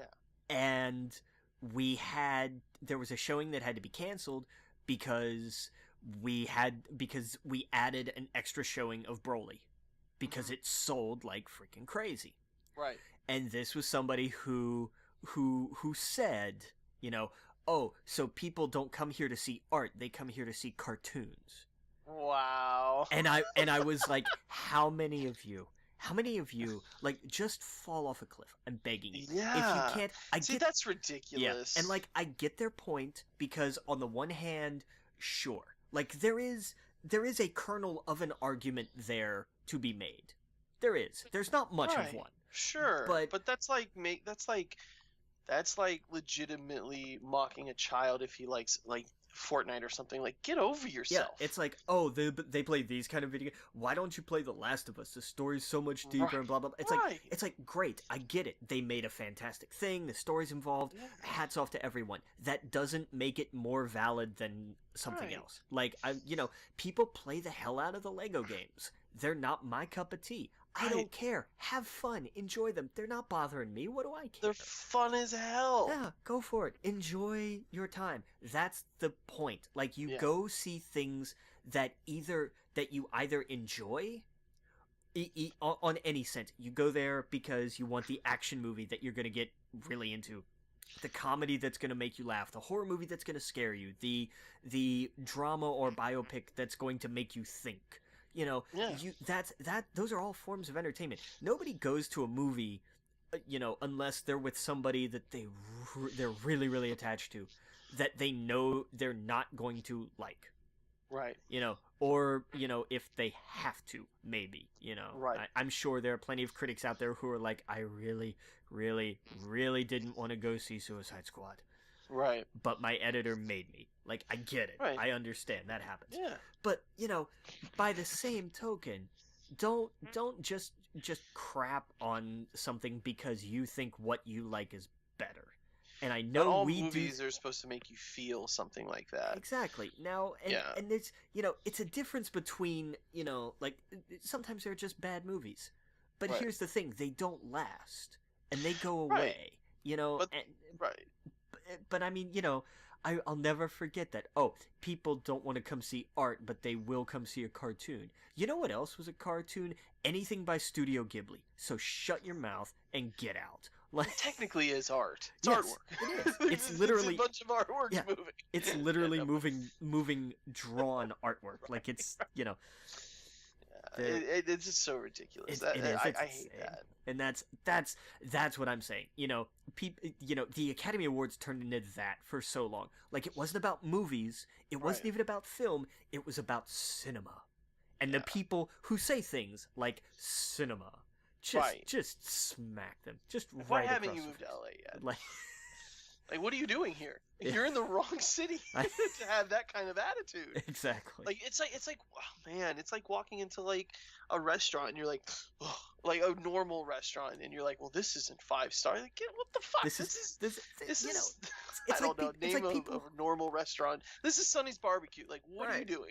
This is You came to Applebee's and you're asking for cuisine. Right. Go. Just door Yeah. right behind you. Get out. Don't come back, please. We're I'm trying to have begging some you. wings and a beer, and you're ruining our day. Exactly. It's just Like, like, go away. yeah. Yeah. Yeah, and that's the thing. It's so stupid. That's the thing. Like, I get in moods. I'll get in a mood where I want to go see just a nostalgia thing. Like, for example, the Dragon Ball Z movie. Sure. But sometimes I'm in a mood where, like, you know what? I want something to think. Like, man, did you see the trailer for what is it? The Ted. Who's the serial killer? Oh, Manson, because it's a Zac Efron's movie, right? No, Ted Bundy. Okay, they're doing of course there's a Bundy movie. What's It's it called? Zac Efron. Is he's doing Bundy? I thought he was doing Manson. Manson is Because there's a couple different Manson movies coming out this year. The Manson one is the one with Leonardo DiCaprio. Yeah, but isn't okay. So which one is Once Upon a Time in Hollywood? Is that Leo? That's Leo. Okay, because there is another one. That's Brad Pitt, Leo, and Margot Robbie. Margot Robbie, yeah. Okay, so Yeah. Zach is doing a Ted Bundy one. Okay, gotcha. Yeah, he looks just like my friend Ryan. He looks dead on like him too. Nice. And it's called something creepy. It's like extreme. What is it? Like Extremely Wicked, and it's I can't remember the title. Extremely wicked, shockingly evil, and vile. That's never gonna fit on a marquee. No, extremely wicked, shockingly evil, and vile. What a dumb name! They should have never called it that. They should just call it Ted Bundy. Yeah. That's just a weird title. Like, yeah. That sounds like something Tarantino would do. Exactly. That you're exactly right. Yeah, but the trailer's pretty creepy, and obviously Ted Bundy's creepy. So they did a good job of making him like, well, here's this handsome guy. There's no way he could possibly do it, and then they start dropping all the weapons in front of him. Well, and I mean that was part of the charm that he was he was not the guy you would expect, and hey, ta-da. And Sheldon from Big Bang Theory is a lawyer in the courtroom, so it was cool seeing that. Like, I'm excited. I like those. I shouldn't say excited. That's the wrong word for that kind of movies. But that's really another kind of movie that's not your typical Dragon Ball Z, blah blah blah. It's like that movie's gonna. That's a drama that I want to see that had real life events, and I want to see kind of how all that transpired. Exactly. Yeah. Yeah. So it's the people need to get over themselves. Yeah. But. All right, where were we? Whew. We were going through. What were we up to? Best director. Well, who do you think is going to win Best Picture? It's going to be a toss-up between Roma and Green Book. I think. Yeah. I think so. Vice was good, but it has some issues, and I don't mean subject-wise. I mean like it does some really interesting and kind of weird things. Which I'm totally down for. Yeah. It does some really strange stuff. But it's Adam McKay, so what do you want? Right. But I think Roma, just because it is a gorgeous film and it's Alfonso Cuarón, and you can't argue with that. But Green Book, from what I've been seeing, I was talking to somebody last night who went to see it because it's back in theaters again, and I asked him about it. I was like, because he's a regular. I've seen him a lot, and I was like, what are you here for tonight? He's like, Green Book. I was like, oh, okay. He's like, yeah, this is like the 5th or 6th time I've seen it now. Oh wow. And I was like, damn, is it really that good? He's like, it's the best movie. He's like, it's the best movie I saw last year. And this is somebody who I know shows up and sees a lot of the movies. Oh wow. So I'm like, okay, you have my attention, So I don't know. It's gonna be interesting. Black Panther is obviously the very long shot, and it'll never happen. But that's kind of neat. A Star Is Born was really good. I thoroughly enjoyed A Star Is Born. It's one of those that's a one watch. Like I went, I saw it, I felt everything I needed to feel from it, and it's great. But it's just one that I can't really sit through again, unless like I'm watching it with somebody who hasn't seen it before. Oh, wow. It's not one I'm just gonna pick to sit down. Not because it's tough or anything, but it's just one of those kind of movies. Yeah. It's just, the opposite of that is Bohemian Rhapsody. That's been my, like, I've seen this movie Right. 4 times. Yeah. And I cannot stop watching it. I know the timeline is wrong and some of the facts are off, and I don't care. It's just so damn good. I'm serious. If you have you seen it yet? No. It's out digitally. I highly recommend it. Oh, okay. Here's the thing. If Bohemian Rhapsody, what people wanted was Bohemian Rhapsody done with the same kind of grit as A Star Is Born.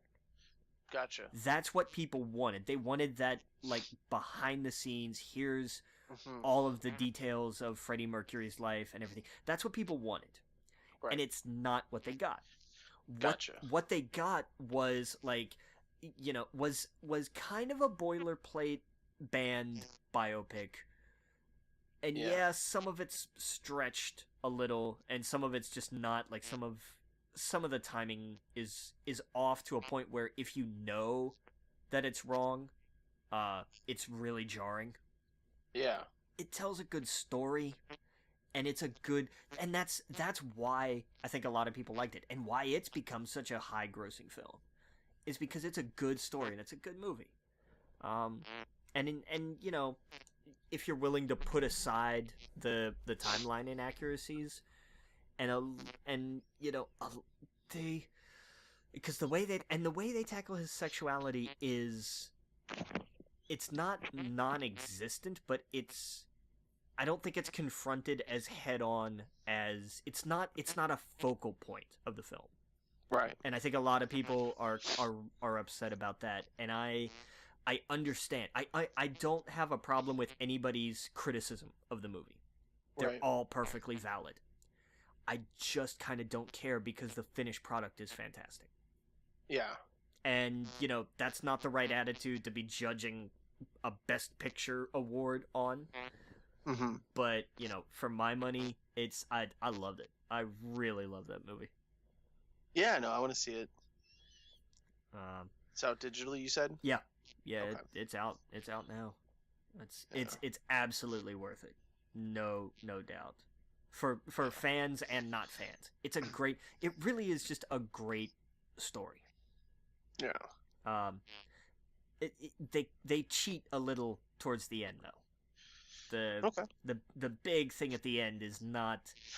That's the one that's a little hard to reconcile, because that doesn't happen like that at all, and that one's tough, but it's a good. I liked it. I did. I don't really have anything more to say about it. I think I've said it enough. Well, we'll see. But yeah, it's definitely worth a watch. Best director, your winner right at the top, I think, Alfonso Cuarón for Roma. I don't think there's any question here. Good to see Spike Lee nominated for BlacKkKlansman. Totally down for that. Hang on, give me a second. Pawlikowski for Cold War, which I've never heard of. I know nothing about this film. I didn't even know it was a film. Yorgos Lanthimos for The Favorite, which I only know exists. That's another one I haven't seen anything of, on, or about. And Adam McKay for Vice. Okay. I think it's Cuarón's. I think it's definitely his. Best Actress. Hang on, let me make sure. It is an I. Yalitza Aparicio for Roma. Glenn Close in The Wife, which is a movie that I've never even heard of. Yeah. Olivia Colman in The Favorite. Lady Gaga in A Star Is Born. And Melissa McCarthy in Can You Ever Forgive Me, which is an interesting pull. Because that was a movie I forgot about. And it came out a good little while ago, actually. Oh, okay. But this one's a toss-up for me. I really couldn't tell you. Yeah. No idea. I'd like to see Gaga get it because she was tremendous in A Star Is Born. Yeah. I imagine Glenn Close was masterful because, come on, it's Glenn Close. All right.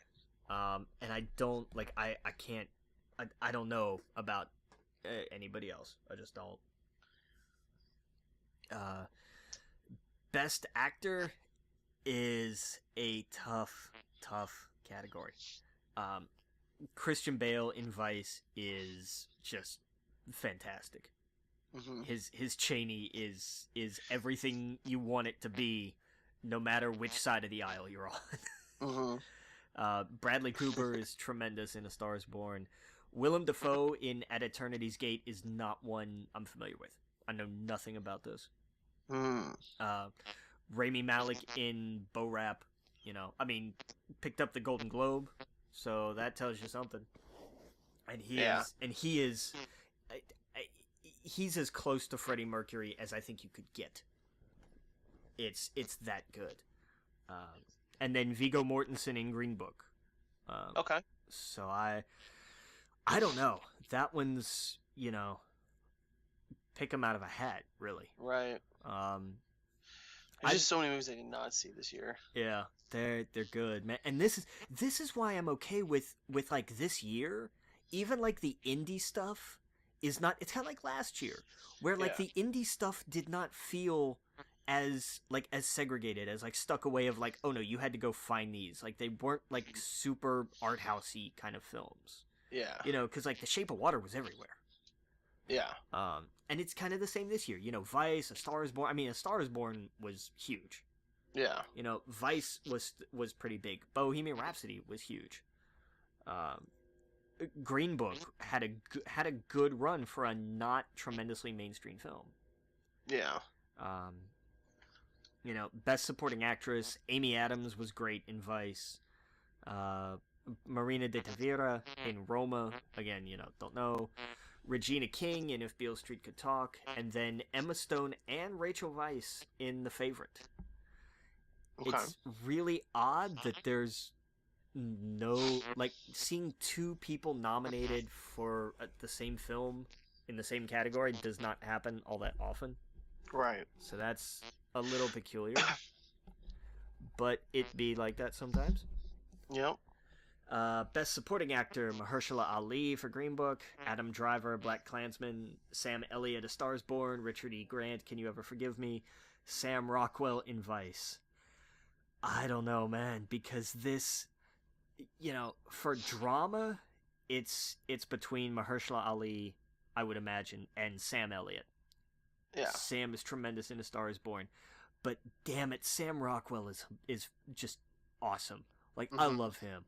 He is just the right amount of ham when he needs to be. Yeah. It's great. And I don't know.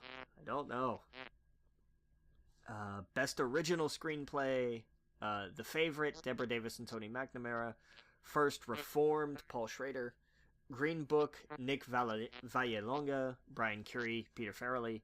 Vice, Adam McKay. Roma, Alfonso Cuarón. Not having seen Green Book, I really think this probably goes to Vice. Yeah. But I don't know. That's, flip a coin on that one. Best Adapted Screenplay, The Ballad of Buster Scruggs from the Coens, which is tremendous. Yeah. Black Klansman, Charlie Wachtel and David Rabinowitz, and Kevin Wilmot and Spike Lee. If Beale Street Could Talk, Barry Jenkins.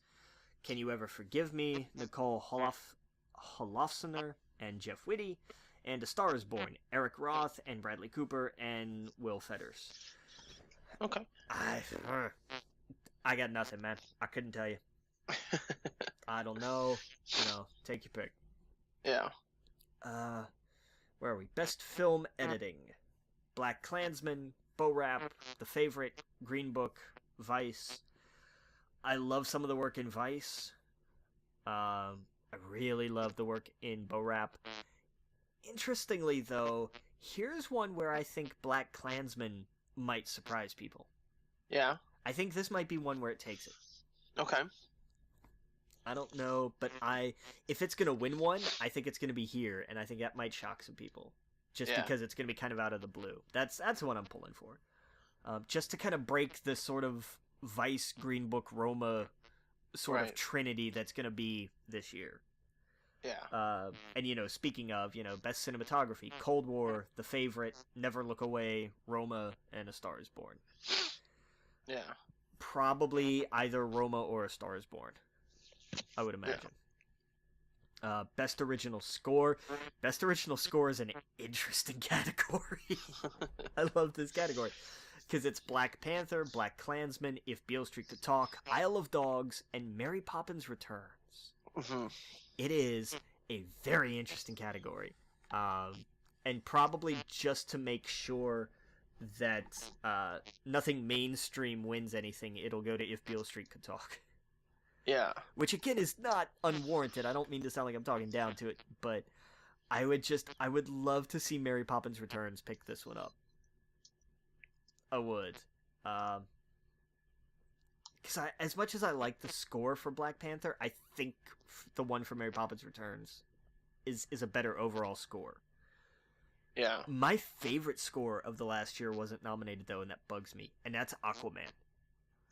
I love that score. I love that score like I haven't loved a movie score in a long time. Yeah. Like, that's one... It takes a lot for me to find a score that I can just sit down and listen to that. Yeah. And it is. Like, I love it. I absolutely love it. You know who was robbed with this and original song? What? Into the Spider-Verse. Yeah. How do you not put Sunflower on there when it's the #1 song in the country for how many weeks now? Because, I mean, here's my thing with that. And That's ridiculous. I'm gonna agree with you, and then I'm gonna tell you why. It's because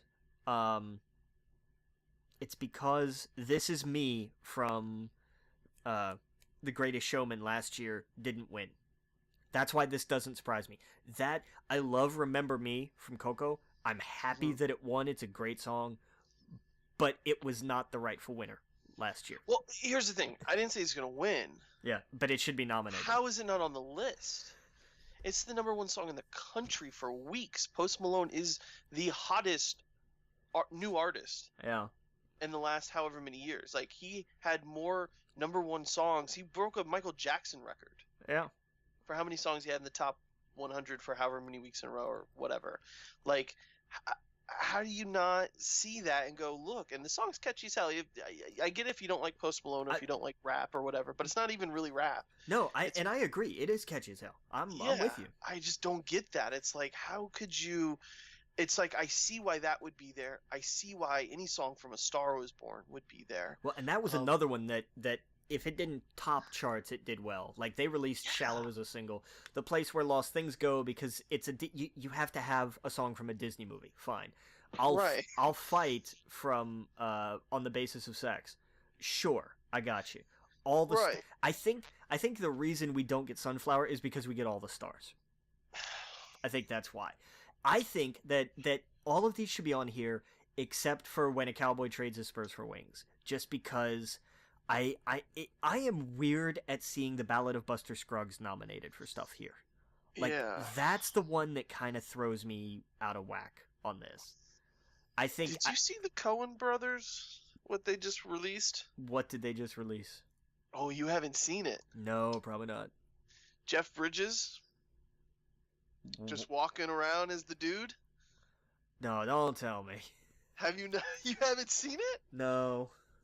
He's just like walking around like a movie set, and it's just like to be continued, or like it's just some mysterious post. Don't do this to me, man. Don't tell me we're gonna get a Big Lebowski too. Don't do this. Oh yeah, I'm gonna send it to you. Like he's in.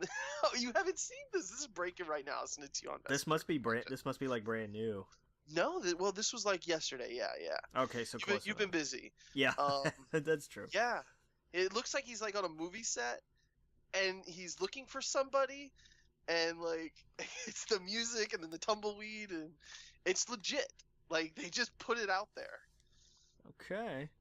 And it's like, on 2/3/19, there's some announcement. Now, this is what I hope.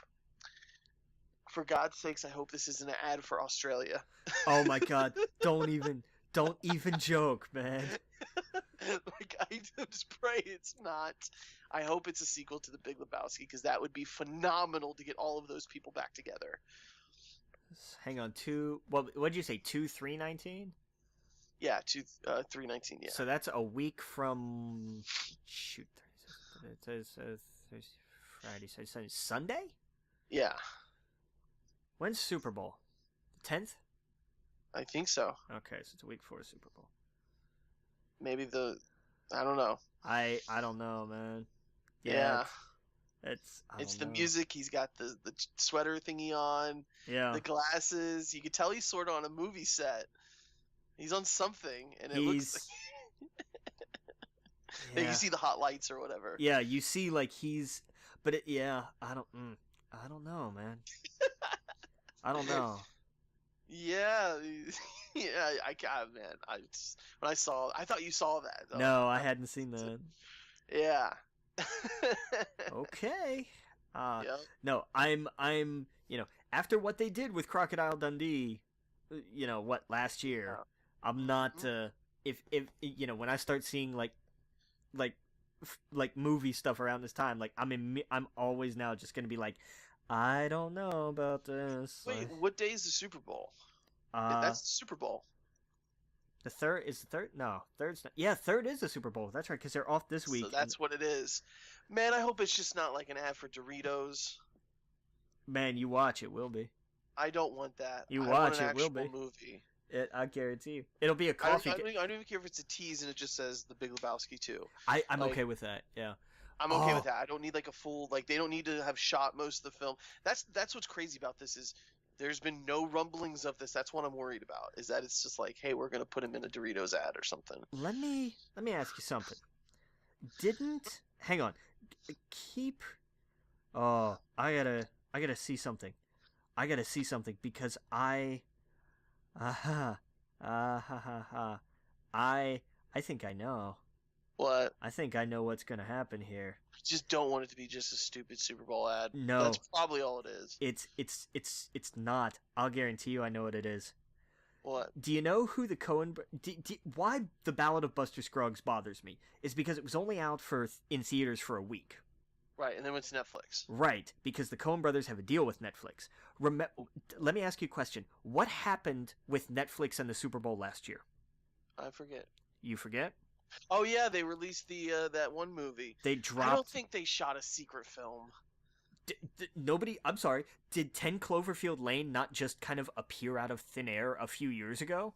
It did, but that didn't have Jeff Goldblum in it. Well, neither does The Big Lebowski. I guarantee you, this is gonna have. If they did a movie, they would have to have those guys in it.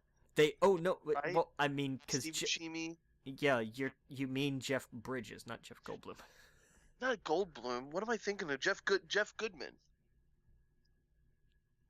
Not Bridges. John Goodman. John Goodman. Oh my God. This is too late. Did I say Jeff Goodman? Oh my God. Okay, so John Goldblum is going to be in one of these movies. God. Oh man. Oh, that's funny. That's hilarious. That's fantastic. Man, I'm an idiot. Okay, so you know who I was telling? Bridges. I was thinking John Goodman, but Jeff Bridges was I'm an idiot. Well, because John Goodman was in 10 Cloverfield Lane, which sort of just appeared. Kind of did. You're right, man. I hope you're right. Because when did we get a trailer for that? Like it dropped with what was it? 13 hours, right? Yeah, but it was but the Australia thing was last year, and that's what I'm afraid of. Yeah, but we got more of a tease than this, though. I'm with you. I am totally with you. I am worried about this not being what we think it is. But knowing, I don't know if the Coen brothers. I say I don't know if they do that. Obviously, they could, but I want to see Jeff Bridges. I want to see John Goodman. I want to see, Yeah, because John Goodman was in The Big Lebowski too. So yeah, make him like a Trump supporter or something. Like, I want this to be wild. Dude, I'm telling you, I am gonna call this right now. It's gonna be Cloverfield Paradox all over again. They're gonna show a trailer for The Big Lebowski 2, and it's gonna say streaming on Netflix after the game. Here you go. I'm I'm putting this down right now. I'm calling it right now. Oh yeah, I hope you're right. I mean, that's the best. That's the best timeline. That would be amazing. Yes, it is. That is the but best I don't know thing what that could Earth we live on right now, so who the hell Right. knows? Yeah. So I mean, I hope that's the best. That's best case scenario. Yeah. If not, I hope it's at least for a movie. Yes. If it's a Doritos ad or to try to get you to, if he like walks away and he's like, "I'm in Australia, you should come and find me," I would be upset. I'm gonna be honest though. I would laugh myself silly if that's what it turned out to be. If it's another ad for Australian tourism, I'm gonna kind of laugh my head off because it's gonna be brilliant. That would make me so mad. That would actually make me never want to go to Australia. I mean, like they just have nothing but disappointment and wild, crazy animals. It's Oh, that's frustrating because man, the music and everything else. And when like he just won that award, and then when he got up there and started talking, I was like, he's so the dude. Yes, he is. Oh, he absolutely is. He really is, and I want to see more. And that it's the perfect time to. It's enough time away from it. Yeah. To where like to see where those characters are in 2019. Like I said, John Goodman, it would be crazy. And people want it. Like they would eat this up. They absolutely would. I'm calling it. I'm serious. I think that it's not just a trailer or a teaser. I think it's the Cloverfield paradox all over again. You need a toe? I can get you a toe. I can get you a toe by 3 p.m. Have nail polish on it. Man, I want another one of these movies. It's enough time. But yeah. So anyway, Post Malone and Swale got robbed. Yeah. Oh boy. Where were we? Production design, I think. What do we have? Black Panther, The Favorite, First Man, Mary Poppins Returns, and Roma. Black Panther gets it. Let's go. I'm with you, and I hope so. This might be one that like First Man pulls. Okay. That's kind of where I see that going. Best costume design has a clear winner. You've got The Ballad of Buster Scruggs, Black Panther, The Favorite, Mary Poppins, and Mary Queen of Scots, and that's your winner. Because costume design goes to whatever period piece every time. Okay. Every time. Kind of the same with makeup and hairstyling. Again, Mary Queen of Scots, Vice, and Border, which I don't know. Never heard of this one. Okay. I don't know, though. I think just for Christian Bale alone in Vice, they should win this. Okay. Like, I really do. I love this next category. I love it more than anything for visual effects. Because now we get to say the Academy Award nominated Avengers Infinity War. There you go. The Academy Award nominated Christopher Robin. Yep. First Man, which is not a surprise. I'm going to skip one. The Academy Award nominated Solo, A Star Wars Story. The one I want to win. I want this one to win more than anything. The Academy Award nominated Ready Player One. Oh, that would be awesome. I want to hold up a copy of this film and say, "Oh, have you seen this Academy Award winning film?" Yes. This thing like, that is like Suicide Squad. Man, don't even. It won too. I know it did. Shut up. It must mean it's good. Shut up. Yeah, well, Crash won Best Picture, so they get it wrong sometimes.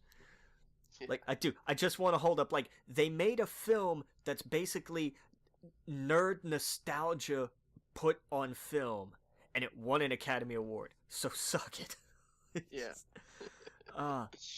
This one I'm gonna like the next two are, like, I always like watching for, but this year in particular it's gonna be interesting. Best Sound Editing, Black Panther, Bo Rap, First Man, Roma, and A Quiet Place. Okay. I love that A Quiet Place was nominated, especially in one of the sound categories. I might have gone with mixing for this. How was Annihilation not a part of any of these sound? It's a good question. It's a very good question. When that bear makes a noise and it's a person, I've never heard that. Yeah, that's... It's rare in 2019. You're like, that's a first experience for me. Yeah, you're not wrong. Especially in a movie or whatever. It's terrifying. Like I could have seen that in either one of these. I understand why it's not because of everything else that was nominated. Like it's a tough call. Yeah. I'm with you though. I would love to have seen it nominated for one of these. Yeah. I don't know. This could go. I mean, this honestly, again, pick them out of a hat, and I wouldn't be mad.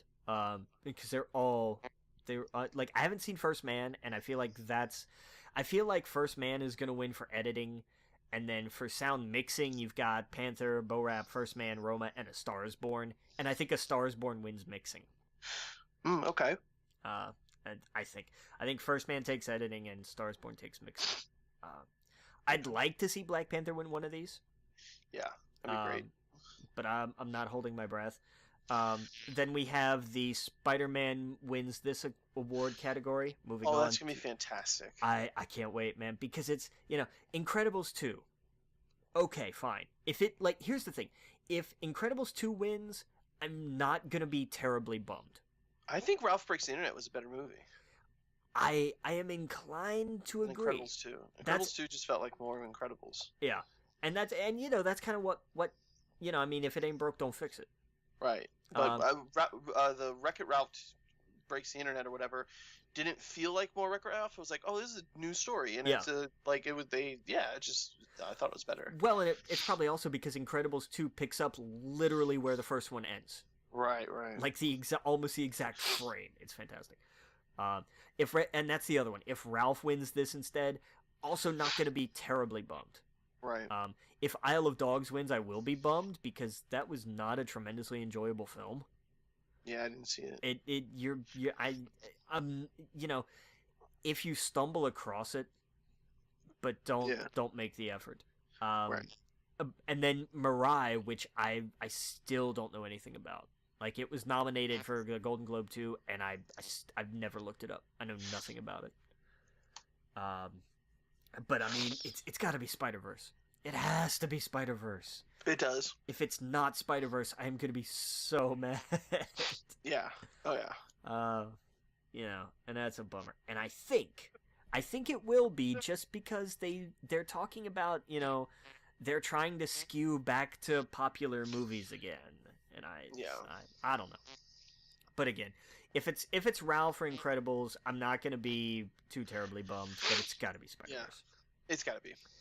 And you can say the Academy Award-winning Spider-Man movie. Oh, hell yes. Oh, my God, are you kidding me? Yes. Yeah. In a heartbeat. Best documentary feature, I've seen none of these. Free Solo, Hail Country this morning. Something to do with Han Solo? Yeah. I'm in. I'm in. By the way, Solo on Netflix now. Yes, it is. Yeah. Hale County this evening. Never heard of it. Sounds like a PlayStation game that I played a year ago. Yeah, right. No kidding. It was a Steam. It was a spiritual successor to Firewatch, I think. Yeah, exactly. Minding the Gap, which I'm assuming is about the subway. Of Fathers and Sons. Never heard of it. And RBG, of course, about Ruth Bader Ginsburg. Again, I don't know anything about any of these, so pick one. Do your thing. Not gonna bother me. Best documentary short subject: Black Sheep, Endgame, not that one, different one. Lifeboat, A Night at the Garden, and Period. End of sentence. All of these could be volumes of Avengers books. Yes, they literally could. Yeah. They literally could. Yep. I mean, with Endgame, and they could all have been from Hickman's run. Yeah. They really could have. They're just missing the gardener. Yeah. Well, that's A Night at the Garden. Yeah. Oh, there you go. Yeah, it's there. It's there. It works. Yeah. Best foreign language film: Capernaum, Lebanon; Cold War, Poland; Never Look Away, Germany; Shoplifters, Japan; Roma, Mexico. It's gonna be Roma. Like I'm pretty much no doubt about that. Best live action short: Detainment, Fauve, Marguerite, Mother, and Skin. Best animated short: Animal Behavior, Bow, Late Afternoon, One Small Step, and Weekends. Okay. The only one of those I've seen is Bao, because that played before Incredibles. Ooh. And it was an awesome little movie, because all the Pixar ones are. Oh, yes, I remember that one. That was good. Yeah, it was the dumpling. Yeah, and they ate it. Yeah. And Spoiler. it scared the hell out of me, because I was like, I don't understand. I was like, what happened? And it was great, because like there were so many people in that theater who like me didn't know it was a metaphor for anything until like the end. Right. So I went with my friend and her kids, and I looked at her, and she looked at me, and we just started laughing. Yeah. We didn't know what to do. I was like, oh my god, they ate the thing, and like everybody, like I heard some dude like 2 rows back from me go like, what the, what? Like just genuinely freaked out. It's awesome. Yeah. So I don't know. It's gonna be interesting. I unfortunately have to work on Sundays, so I will not be able to watch this live. I'll have to wait till after. I'm curious to see. It's not even a host, so I mean, what's the? They really screwed the pooch with that. They did, but I wonder if it's not such a bad thing to break the formula. You know, for once, not make it a habit, but instead of just hurrying up and trying to grab somebody and make a whole giant production in a month, you know, that made it so much. I don't know. At not least always. With the hosts. Not always. Yeah, but I mean, I don't know. I always that is somewhat enjoyable to someone who's like, I don't care half about this. Maybe there'll be something funny from the hosts, but now it's just going to be, man. You know what I heard? An idea that I thought would be like, that's how you get people to record it and watch it. I've heard this idea. I like this idea. Oh, you tell me. Is this the getting the cast of the Avengers to host it? No. Oh, not that idea then. I wonder if you'd like this one more. Okay, what's the idea? Now that's a good one. I would totally love that. Getting the Muppets to host it. Oh, yes. That's how you get people to watch in a heartbeat. And everything goes wrong, and that's the comedy of it. And you get Hugh Jackman out there singing with them, and then you get Ryan Reynolds, and man, it would be fun. You get Luke Skywalker out there, like imagine the Muppets hosting the Oscars. That's how you get people to watch it. I am in for that, absolutely. And you put Statler and Waldorf up in the balcony, and they're perfect. Like they have nothing. Yeah. They have all the material in the world to work with. It all writes itself. We just wrote half the Oscars. It is because they're because there's Scooter running around backstage and just going, we don't have a host. We don't. Yeah, there's no host. Like how do we not have a host? That's the best timeline. Yes, absolutely. Like that's how Muppet hosts the Oscars. Man, I'm telling you, not the worst idea in the world. Really not. That's pretty damn good idea, really. That'd be perfect. And who owns them though? That's the thing. Is Disney. Who's doing the Oscars?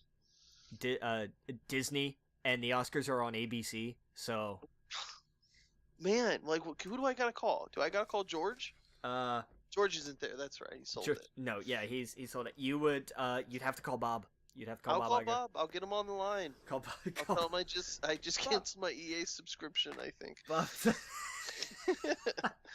Bob, you got the Muppets. What are you doing? Bob, yeah. Look, the call Academy. JJ. He'll figure it out. Yeah, right.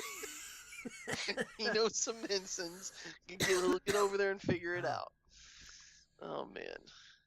Man, did you see the Dark Crystal? We talked about it before. Bro. Yeah, it looks like the Dark Crystal. It looks just like it. And it's gonna freak so many kids who've never seen it before. Oh hell yeah! They're gonna be like, "What the fuck is this?" Yeah, that's gonna be awesome. Yeah, but anyway, that's the best timeline. If next year the Muppets host the Oscars. Oh man, like yes, it's. And there's no controversy with the Muppets. You're not gonna get, you're not gonna get them apologizing on Ellen, which would actually be a funny way to set up the That would show. be great. They tried to call us, but I mean, Fozzie was on the road. Gonzo was stuck in a cannon. Like I have things I have to explain to get up front in front of this. that totally would work. Yeah, I would buy that.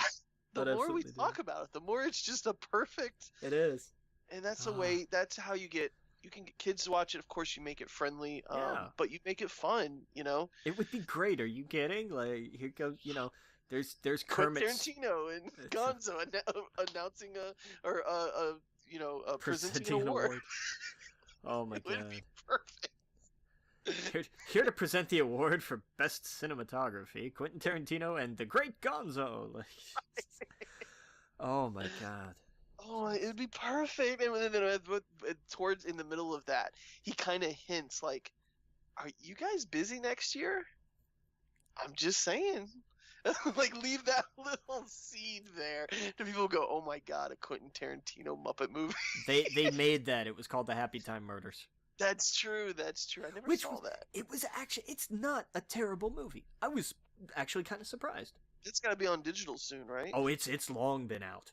Oh, Oh, it's been okay. out I'll for a check while that now. out. Yeah. Let me write that down. It's Yeah. not like like I'm saying, it's not like an extraordinarily great movie, Oh. but the whole point because it's Jim's kid who did it. Okay. That's what's great. It's basically the whole message of the movie is people don't care about Muppets. Yeah. And like not just in that movie but in general. They just take Muppets for granted. They don't understand the art of being a puppeteer. And it's done in the most hilariously not a kid's Muppet movie kind of way. Yeah. I say I liked it. I really did. Yeah. Yeah, I want to see that. Yeah. But it's Those yeah, one of those movies where I'm not going to go and see in the theater, but if that came across Netflix or yeah, it's rent it for a few bucks, why not? yeah, it's out digitally. It's been out for a long time. Yeah. Okay. Yeah. Noted. All right. What do we got here? We got some movie news. We got some big movie news. We found out a handful of days ago that Jason Reitman has secretly been working on a new Ghostbusters movie. Oh wow! Oh yeah, that's right. It's going to follow the spirit of the first two films, which did not make Leslie Jones happy. And oh yeah, fair play to her. I get where she's coming from. But it's at the end of the day, it's not your call. But she makes a decent point of just saying, "Oh, so y'all gonna act like we didn't exist," and right. that's a fair criticism. I hats off to her for that. We don't, the word is that it's actually going to be a 50-50 cast. It's gonna be 2 dudes and 2 girls. So maybe tone it down on jumping on the whole, oh, so we think that if it's going to be all dudes, it's going to be better rhetoric, because we don't know what the cast makeup is yet. And I say this as somebody who was very on the side of, oh my god, people are freaking out. It's like, oh, they cast all chicks. Maybe chill the hell out and actually go see the movie. Right. And if it's a bad movie, it's okay. It's a bad movie, but it's not because it's women. No, that had silly. Nothing. No, and I enjoyed Answer the Call. It wasn't great, but it wasn't a dumpster fire by a long shot. Right. But that's the thing. It's like, it's okay if you're disappointed because the comedy's not good. Right. It's not what you wanted out of a Ghostbusters movie. Totally understandable. Yeah. But because of the race or sex of the person, that's silly. Yeah. And an example of a better version of that was Ocean's 8. I loved Ocean's 8. I see. I never saw that. Oh, it's good. It's good. It's genuinely good. It's a really good heist movie. Yeah. And it's an all-female cast, and that by the end of the movie, that doesn't matter. Like, it's not important. It just happens to be all women. Right. Like, they make a passing reference to it in the movie. Mm-hmm. And then that's kind of the end of it. It's like, okay, but this is the crew we've assembled. Why? Well, because this person could do this person could do that. Like, it's it's done. It's just, oh, hey, it's the same reason that the guys got all guys was because they knew guys who could do these things. Why did she get all girls? Because she knew girls who could do these things. Like that. Oh, yeah. That's it. That's as far as that logic train needed to go. Oh yeah. But they're gonna do a new one. There was a quick little teaser that had some of the old music and sound effects in it, and showed the car. So cool. I'm in. It's coming out in 2020. So if I could sidetrack for just a second, and did you tell me about this podcast called The Worst Idea of All Time? No, I thought it was you. No, I've never heard of it. What is it? Where they have different seasons. I think they've done like 2 or 3 seasons. They pick a movie and they watch it every week, and they talk about it every week for 52 weeks. They pick one movie? Like, tell me it's a different movie every week. No, it's one movie every week, and they talk about it, and they pick it apart every week for 52 weeks. So they do 50... I'm guessing this is an hour-long show? I don't know how long the podcast is. I heard about it. I thought you were the one that told me about it. It No, just came to I've my never mind. heard. This is a weird idea that I really love. The Like, idea is it's called the worst idea of all time podcast. I'm down. I'm gonna have to look this up. First movie was Grown Ups 2. None of them seen the first one.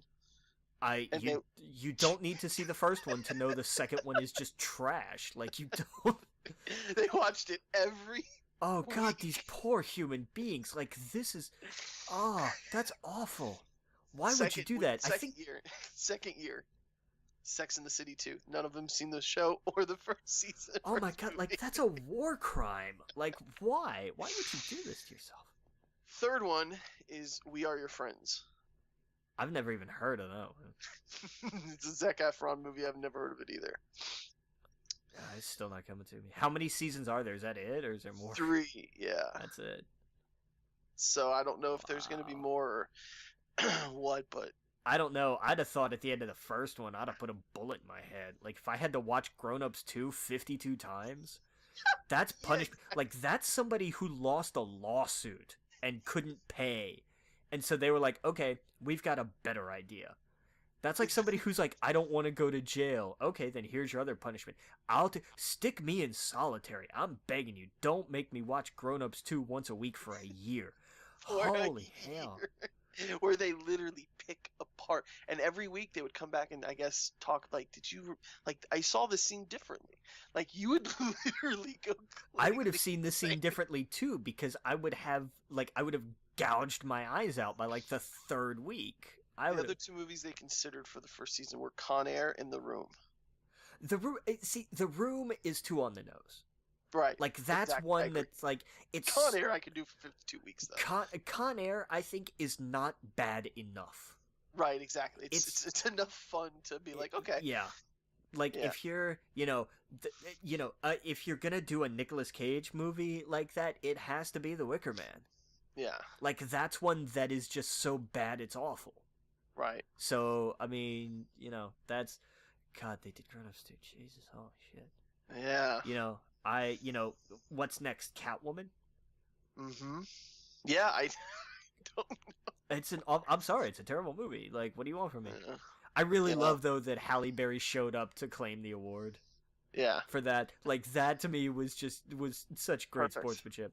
And she showed up and did, like, the negative version of her, because, like, she won for Monsters Ball, like, the night before or something, or the year before or something. And so then she shows up to collect Worst Actress of the Year and does, like, the inverse of the same speech. And I was like, that's brilliant. Like, yeah, like, bravo. Oh, well done. Oh, yeah. I'll give him one, Dark of the Moon. Transformers Dark of the Moon. Watch that 52 weeks in a row. Oh, boy. Just trying to think of, like, what movies are awful. The Snowman was terrible. There's one. They should do I Feel Pretty. Because, I'm sorry, that movie was horrible. Wow. I'm okay with the body positivity image. Like, I don't have a problem with the subject material or the fact that it was Amy Schumer. I have a problem with the fact that it was an awful movie. Congo. Don't even joke, man. I watched that like a month ago, and I hate you. Like, I still haven't forgiven you for that. I forgot it was awful. It's got Joe Don Baker in it. Why did nobody tell me this? Like, Battlefield Earth. Oh, that's... I don't know, though. That almost swings around to being mockable. Right. Like, I don't know. Because, that's kind of like getting into Batman and Robin territory almost. Right. Where it's like, you can have fun. Like, it's so bad, but it's not... That's another one. But you can have fun with that. You could have so much fun with that, though. Like, that's the problem. That would make a great podcast. No, it really would. Because not if the whole point of it is to watch just atrocious movies. Right. Like, you have to find ones that are so bad that they're bad. Mm-hmm. You can't do, like, oh, it's so bad that you can kind of do something with... No. You have to find ones that are so bad that they're bad. Yeah. Anything with Colin Farrell. Yes, agreed. Yeah. Sorry, Colin. Yeah. I think it'd be cool to have, like, just a Nicolas Cage podcast where you pick a Nicolas Cage movie and then you do it for, like, months, and then you pick another one and you do it for months and you just break down every single scene. Yeah, but some of those are good though. Yeah, but you take the good with the bad, but I think it'd make a great podcast. Fair. Nicolas Cage podcast. Okay, but then you have to do the filmography in chronological order. Yeah, exactly. That's my caveat. You would have to go. And then by the end of the podcast, it is this giant body of work of someone just dissecting scene for scene Nicolas Cage. Oh God, dude, I barely have enough time to do this one. Don't give me ideas to start another one. Showgirls would be a good one. Oh God, there's a terrible one. There's a great call. Oh my God. Yeah. I had one, and it's gone now. I don't remember. It bothers me. I'll come back to it. I'll remember it. We'll be like getting ready to sign off, and I'm gonna be like, oh, it was. I got Right. Ah, man. Yeah. What was that Beyonce movie? Or no, it wasn't Beyonce. That was Dreamgirls, and it was Beyonce. No, there was a movie that was terrible with her. She was like, epic. She was obsessed with No. what's his face? I don't know. I think it's called Obsessed. Upset with Ali Larter. I don't know. Yeah, it came out a couple of years ago. That's a good one. Was Beyonce in that? I'm pretty sure it was Beyonce. You'll have to check that for me. I don't know. Hold on, Beyonce. Yeah. Yeah, it's called Beyonce. 2009. It's called Beyonce? I'm sorry, it's called Obsessed. Whoops. Beyonce was in a movie called Beyonce. Why does it want me to search Best Buy? All right, hold on. Because that's probably the only place that sells it anymore. Right. Who did you say was in it? Ali Larter. Yes, that's it. Yeah, okay, so yeah, it is. I didn't know Beyonce was in that, because most people forgot about that movie. That's one that's just kind of like forgettable. Like, that's not awful. Like, that's not, Right. It's a 4.9. Yeah. You need, like, a 3, because 3s are movies that are irredeemably bad. Like, anything with Nick Nolte, pretty much. Like, I feel like we've been kicking the shit out of Nick Nolte for, like, a month. I'm sorry. Yeah. I feel bad. All right. Where were we? All right. So back to movies. Aeon Flux would be awful. Oh yeah. Ultraviolet would be terrible. What's that movie I fell asleep the entire film and never watched again? It was Avatar. What, The Last Airbender? Yeah, that one. Yeah, that's Still watch have no idea what happens in that movie. God, to watch that 52 weeks. Jesus. That'd be insane. Oh boy! All right. So what movies? The Blair Witch 2, because it was it was awful. I actually enjoyed that. Book of Shadows, really? Yeah, I didn't think it was bad as everyone thought it was. Oh, I thought it was awful. Yeah, it was a kid. I didn't really care. Dude, I guess it was a kid. Was a teenager. I don't know. They should watch Dune. Yes, that is one I would be like, watch it be funny. By the end of it, I was like, you know what? I actually understand this, and It'll take you 52 weeks, but they'll get there. Right, exactly. Oh my god. Oh, see, it'd be fun to do it with a movie I like, but I think by the end of it, I would hate it. Yeah, see, I think that's the danger of that. Like if you did that with like Spider-Man 3 and watched it every week. Yeah, but you said a movie that you liked. That's true, but I mean I would need something that I would get some sort of joy out of. Some little bit of joy. Now, people don't like the prequels. I would totally do any of those movies 52 weeks in a row. Like I could totally do a Phantom Menace 52 weeks in a row. Now I have an idea. Oh, no. That would be a fun adventure to break down every week for 52 weeks, scene by scene. It's like millions of voices cried out. Yeah, that'd be great. And they all said the same thing. We're in trouble now, betcha. Yeah, and see, here's the thing. I've probably seen that movie 52 times already. Oh, boy. Man, that's a great idea. We'll call it the Best Idea Podcast. The unironically best idea ever podcast. Exactly. I'm telling you, Matt, we should do one, like, we should do something like that for anime, because neither of us watch it. We should we should each like try to watch, because you gave me that idea when we talked about, because you keep talking about All Systems Goku. which I still need to Yes. listen to, and I will at some point because I do want to. Man, when you're having a bad day and you're like, I got time to waste, but I don't feel like doing anything, go start that podcast from episode 1 Nice. and just relax and laugh your fucking ass off. I'm sure. I would want to start, like, I would want to do something like monthly, where like you and I pick an anime, because I forget whether we were talking about that or we were talking about something else, and one of us said anime happens. Yeah. And I titled an episode that because that stuck with me. Yeah. We should do a podcast. We should do a spin-off podcast where we pick an anime and we Okay. say we're going to watch, like if, and pick any of them. I don't care. And watch Yeah. the first season or first collection or something and do it a month. I'm down. And call it Anime Happens. And we'll Yeah, let's do discuss but it's got to be ones that have defined and not terribly long arcs or seasons or something. Like Attack on Titan has like season 1 and it was what, like a dozen episodes or something. Exactly. It can't be something like Naruto, which has, like 400 episodes a season. Like it can't be something like that, or One Piece or something like that. Right. Something where we're not like, wow, that's gonna be 40 hours. Yeah, like in the next few weeks. Yeah, it'd have to be something like Attack on Titan or something. Yeah, just Attack on Titan or My Hero Academy or Academa or whatever it's called. Yeah. Because those are short. That's like 13 episodes. Yeah, do something like that and just do it, and we'll do it like monthly, and we'll just call it Anime Happens, and it'll be a way for each of us to try to get a, because for me it's the melodrama. I cannot, like, and I say this knowing full well that is the very center of being for every single anime. That's true, but there's melodrama. there are little branches. Like there's the what do they call it? Not the piece of life, but the Slice of life. Slice of life. Yeah, what am I thinking? Like a slice of life. Those kind of are.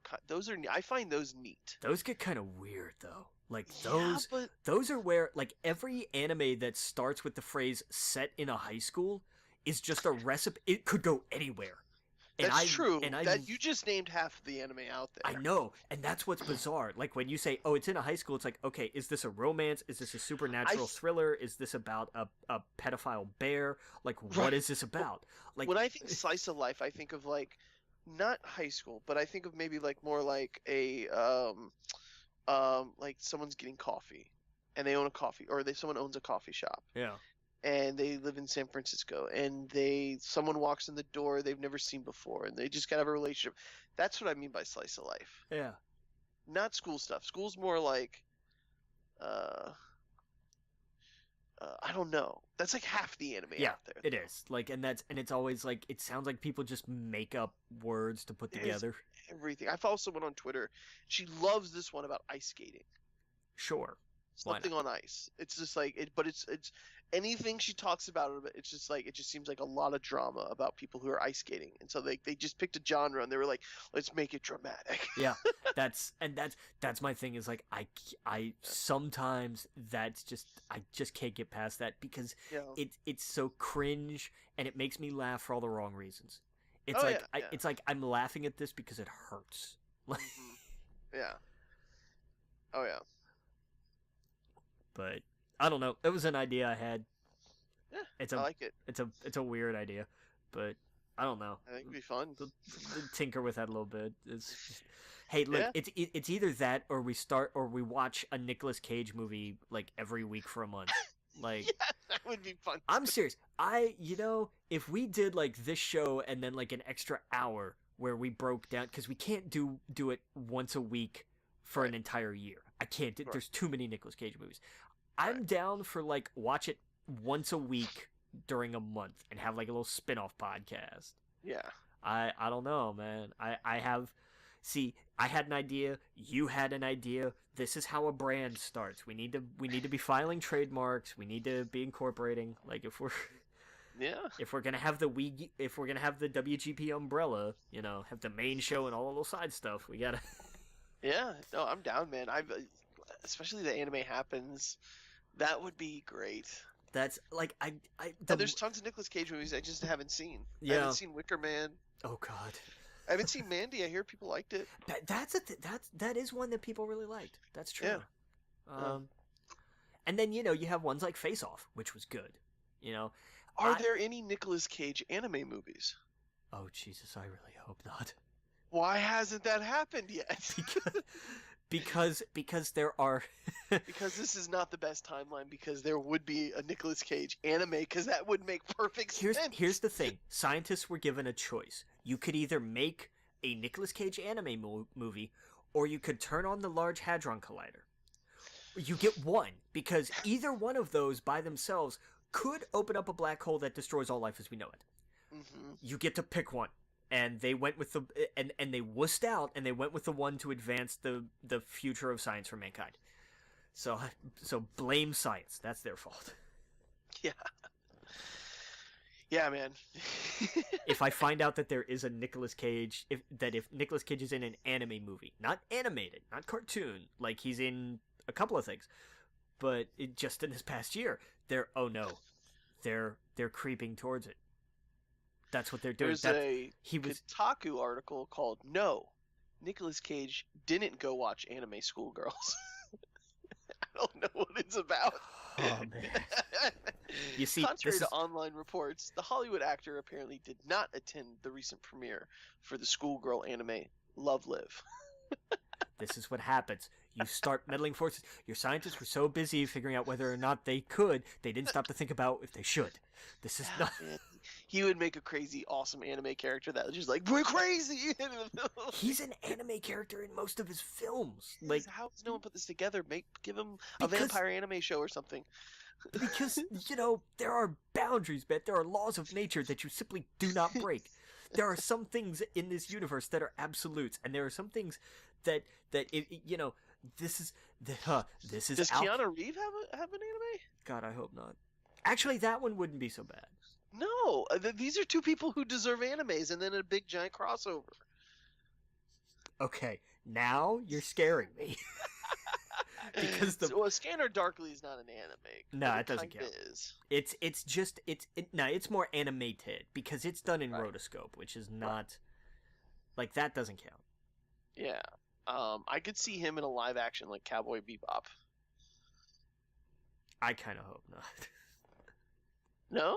Nah. I know. I guess I googled it, and that's like what everything says. I was like, I could kind of see that. I mean, sure, but okay, but maybe not. I don't. No, you don't give Nicolas Cage an anime series. Oh my god! And Keanu Reeves an anime series and have them cross over. You don't do that. You don't cross the streams. Man, that would be and then just people are just photoshopping Keanu Reeves in animes. And it's just like him sharing food and stuff. It's perfect. Like really depressed looking on a bench with other anime characters. And like, he's so anime. See, this is what they should do. We need to be in Hollywood. This is an idea that like gets rejected. This is the thing though. This is something that gets rejected by like everybody until somebody one night gets absolutely hammered and thinks about it. And just and laughs so hard that they pee their pants and fall off the bar stool. That's how you get Americans into anime. You take actors like that and you make an anime about their lives, but like secretly, and then insert anime stuff, and then 3 or 4 movies down the line, you have them all cross over. Okay, so if we're building this we're building a cinematic universe for anime based on actors that are just weird. All right, yeah. Nicolas Cage, Keanu Reeves, who else? Gary Busey. Gary Busey has to have an anime. And what's his name? The third guy from from The Big Lebowski. What's his name? You have to look it up because I'm gonna sit here rack my brain, so I'm not gonna be able to figure it out. Yeah. All right, hold on. Steve Buscemi. Yes, Steve Buscemi. Although I don't know because Steve is not turned on like that all the time though. Steve has an off switch. Yeah, but he can do it. He can, but it's not his default. It's not like Cage or Busey where it's just all insane all the time. And see, it doesn't have to necessarily be insane. That's true. It I just has just to. want characters. That's okay. Okay. Just But- like people, when they see the character, they go, "I know that guy." That's fair. But they also have to be kind of out there. Buscemi counts because Buscemi Yeah. can do that. We need some females though. Like we can't just be all dudes. Or what if it wasn't Buscemi and it was John Goodman instead? I don't know. Nah, No, Buscemi's better. I think Buscemi's better. Yeah. Yeah. I almost think you have to have one for Rebel Wilson. I think she could Yes. anchor an anime. I do. Yeah. She could anchor one. I'm trying to think who else. I don't know. Mindy Kaling might not be a terrible idea. I know we're getting I know that kind of gets a little away from Betty White. Betty White. Yes. Okay, Yes. now we're talking. When people see it, they go, "I know her." There you go. That's it. That's That it. is someone I know. Yeah, I know Oh, man. Mindy, but I'm just thinking Betty White would be better. That's fair. I think Mindy would agree. Yeah, probably. Oh my god! All right, we guess my brain's gonna hurt, and it's. There you go.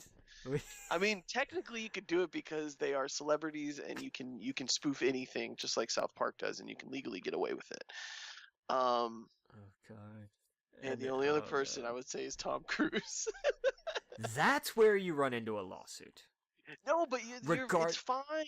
Yeah, well, it doesn't. You can legally put these actors in any animated thing because they are public figures. I agree, but try telling that to Tom's lawyers.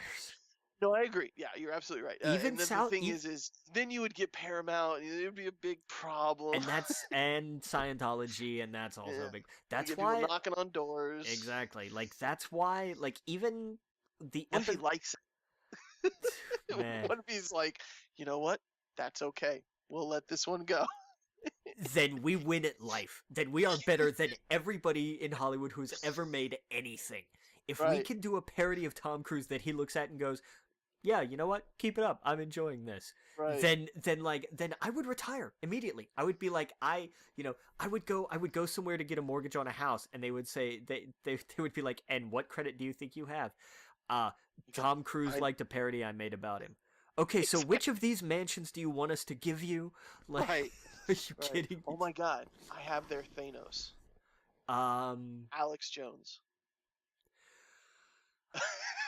They all team up to take out Alex Jones. I think maybe you go a little too crazy there. What? I think so. I think you almost have to go the opposite way and grab somebody going nuts who you wouldn't think about. Roger Stone. Nah, he's going to jail. I know. Ted Cruz? Nah, Is he a got serial killer? he got roasted on the Senate floor. I know. I don't think Alex Jones would be the Thanos, though. That would be I- the big bad guy. I think yeah. I think he That's kinda the has to end be. game. That's the end game. You don't get crazier than Alex Jones. I mean, you're not wrong. Like what is Milo like the little sub boss? Like how does this work? Right. Oh my god, we just made this. Okay, this is a thing now. We own this. Oh god. We gotta mail the idea to ourselves, so it's Oh, if only that actually worked. right. Oh my god. Okay. We Geek Podcast Productions presents. Right. Wait a minute. So you guys are WGPP? Yes. Right. What are you, 12? Look, we just made an anime cinematic universe where Tom Cruise, Rebel Wilson, Betty White, Keanu Reeves, and Nic Cage all team up to take on Alex Jones. Right. Okay, you make a fair point. Like, oh my god. Oh, okay. Oh No. man, this episode went in a totally different direction than I expected. Yeah. Oh man, There you go. best idea ever. Yeah. Oh man, wow. That's how you do it. Now we just someone who does anime. We can write a comic. Oh. And The Rock is their Nick Fury. Like, Yeah, there you go. We'll give him an eye patch. can we give his tattoo an eye patch too, just for the hell of it? Yeah. That's where it should be. Like, it should be a tattoo on his eye, an eye patch on his tattoo. Hell, he could have a tattoo on his eye patch. I don't care. They're all sitting in the lunchroom at Paramount, all shooting their movies, and they're sitting around and they're looking at each other. Oh man. That's how you do it. Just crazy characters in an anime.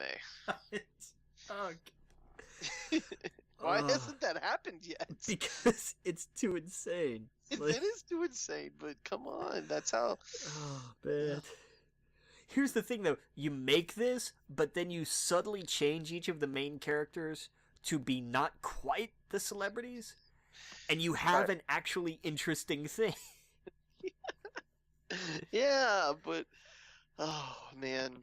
I don't know. It's like, what's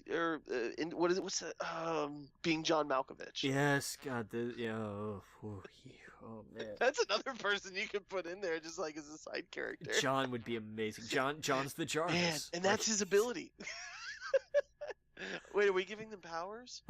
No, please, it's God, anime, no. though. I know it is, but what if they meet John Malkovich and they're like, "What is happening?" John unlocks their powers. Right.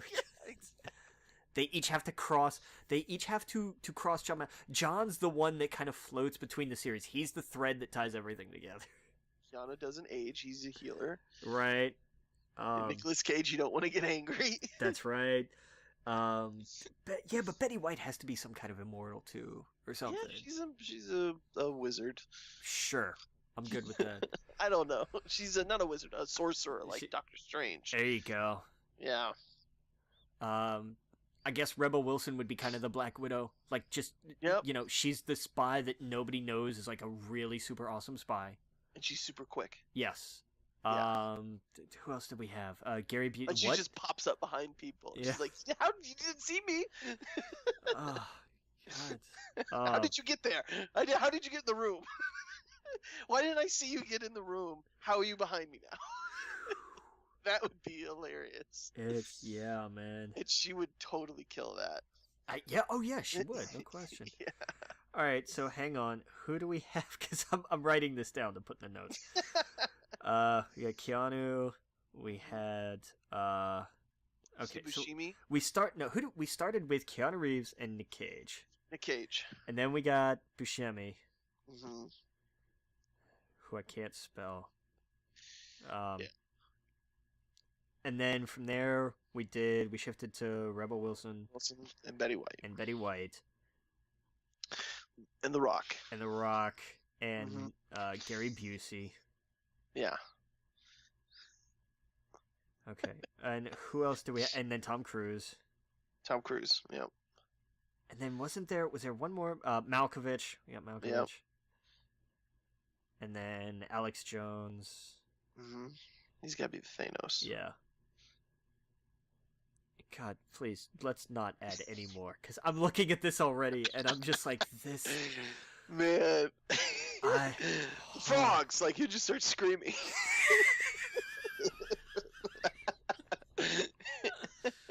Alright, so then what do we call it? I can see Keanu Reeves and animation and all of these characters suddenly, like, they hear him from far away. And it zooms in on their eyes. And they're like, I know, I heard something. I can see it in my head, this anime happening. Oh my god. Oh, this is just... Oh, man. This sounds like something we could have pitched to Machinima if they were still a thing. Oh, rest in peace. Yeah, that sucks, man. And I get, like, they went through some, like, hard stuff. Like, there've been some... there was some controversies over the last couple of years and everything, especially once, like, corporations got involved and it got bought and sold off. But, like, the people that worked there over the last, like, 12 years plus, like, that stuff's just gone. Yeah, like, and I was looking at some people who do YouTube, and they have a lot of friends who did the Machinima stuff, and they're like, that sucks. Like, imagine all that body work just gone. It's just absolutely gone. Just snapped and it's gone. And that sucks. Yeah. I think it's because they were trying to do an anime about Tom Cruise. Right. Oh, man. Oh, boy. Just don't draw Muhammad in your video or in your TV show. We'll be fine. We'll be fine. So what other news we got? We got some Jumanji news. Yeah, we'll kick. Speaking of fun casts. Yeah, this actually is gonna be kind of neat.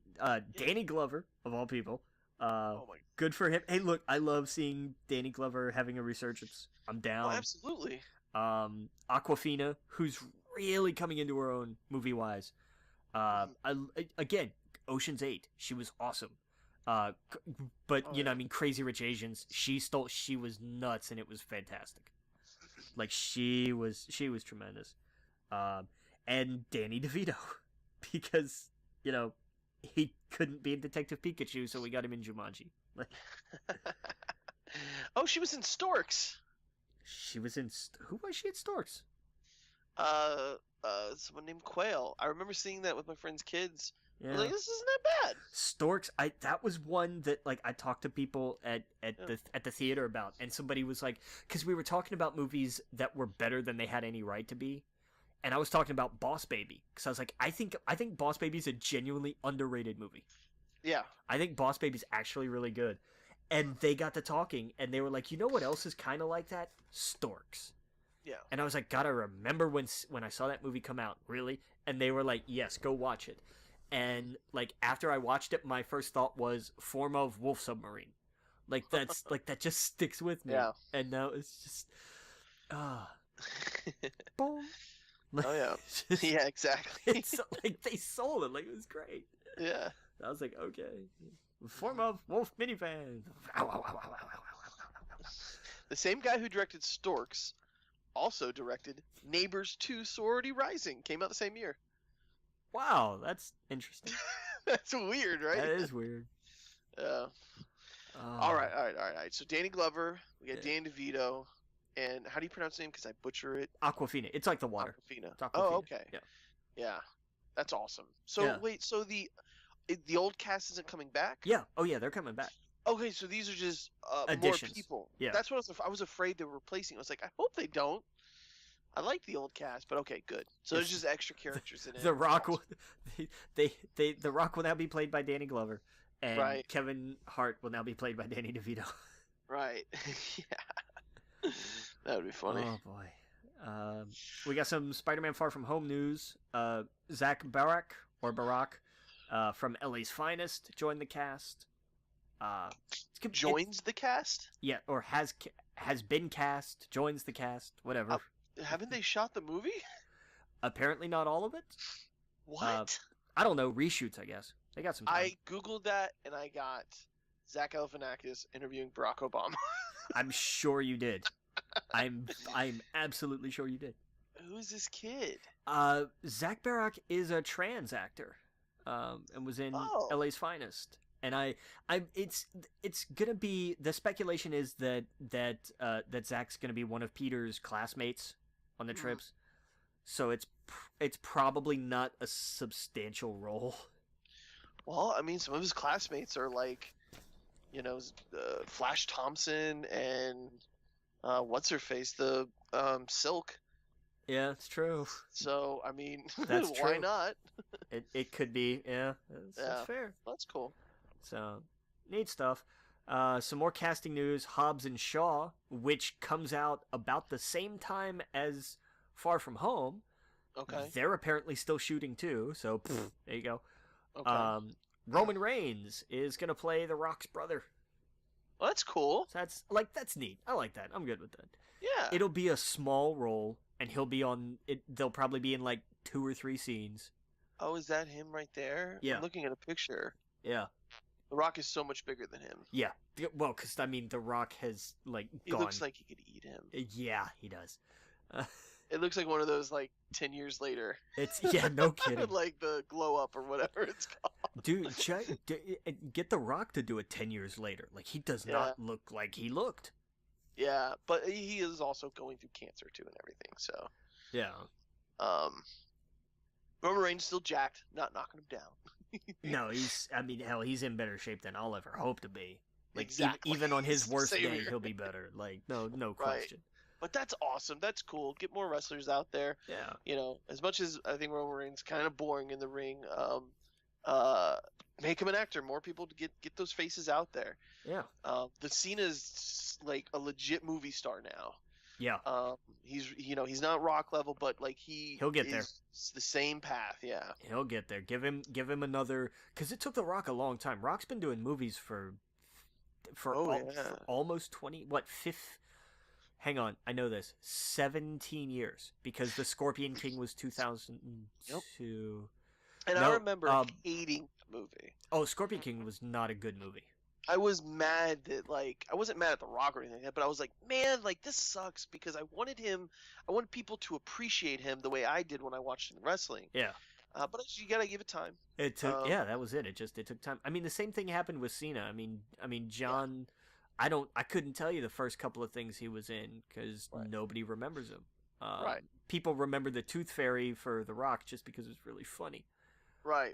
Not the movie, but the fact that he was the Tooth Fairy. The thing that really changed me was when I saw John Cena's scene in Sisters, where he's the drug dealer and he's ridiculous. That's what I've still not seen that movie, but he's every drug dealer that has ever existed. Yeah. It's got all the tattoos, super steroided out, telling you about everything that they have. And they know all the names, but you're like, well, what is that? A twisted sister? What? Yeah. But anyway, that's cool. That's awesome. Hobbs and Shaw. I still haven't seen that last Fast and Furious movie, so I don't know how these guys are friends now. They wanted to legit kill each other. How do you make him a good guy? Because it's long. The long story short is that he wasn't totally evil and had a reason for doing what he was doing, and also because The Rock wasn't really attached to Han, so he didn't have the Han. Yeah, I know, but The Rock didn't have like the blood for blood vendetta that everybody else had because he wasn't really family for The Rock. I guess. It's tense, and it's gonna be interesting to see how this works. But I mean, I can see how it would happen. Oh, man, I don't know. Yeah, because you kill Han, that's my favorite character. How are we coming back from that? But anyway.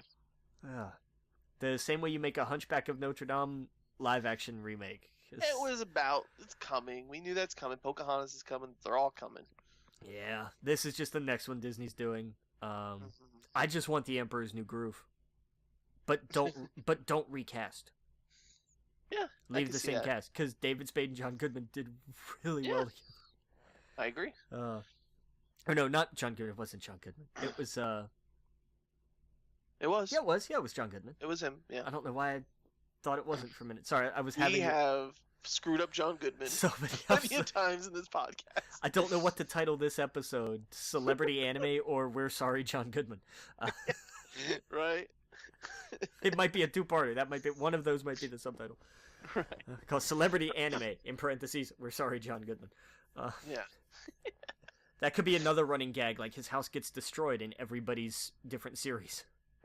Like he's just built it in Keanu Reeves' series and it gets destroyed, and so it's just rebuilt in a completely different location in Nic Cage's series and it gets destroyed. Oh yeah. Be great. We could have someone destroy Keanu Reeves' Tamagotchi in the anime. Oh no. Oh no. Oh no. Oh, that's how you write that. Oh god.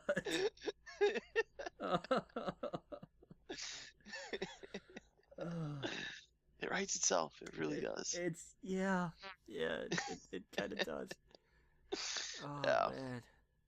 So we got some Fantastic Beasts news? Yeah, they've delayed production until quote unquote late fall 2019. Okay. Do you think they're stepping back and going, let's gather our thoughts here? And try to find a decent, coherent plot for a change? Yeah. Be nice. I still need to see the second one. I'll see it soon. Yeah, don't go out of your way. It'll be digital soon. It's already digital. Oh, it is? Well, there we go. Yeah, it's out. It came out a while ago. Okay, yeah, I'll check that out. But this is great news. I love this news because Kevin was already talking about he's starting filming on Jay and Silent Bob reboot, or he's doing like pre-production now and didn't have like an official shooting date yet, I think, or something. But it got picked up. It got picked up by a studio. It got picked up by Saban Films. Yeah. which is just amazing to me. They made Power Rangers, right? Saban You is think the they'll Power cross Rangers over? company. God, I hope so. Oh, that's who we got to show up in our anime is Jay and Silent Bob.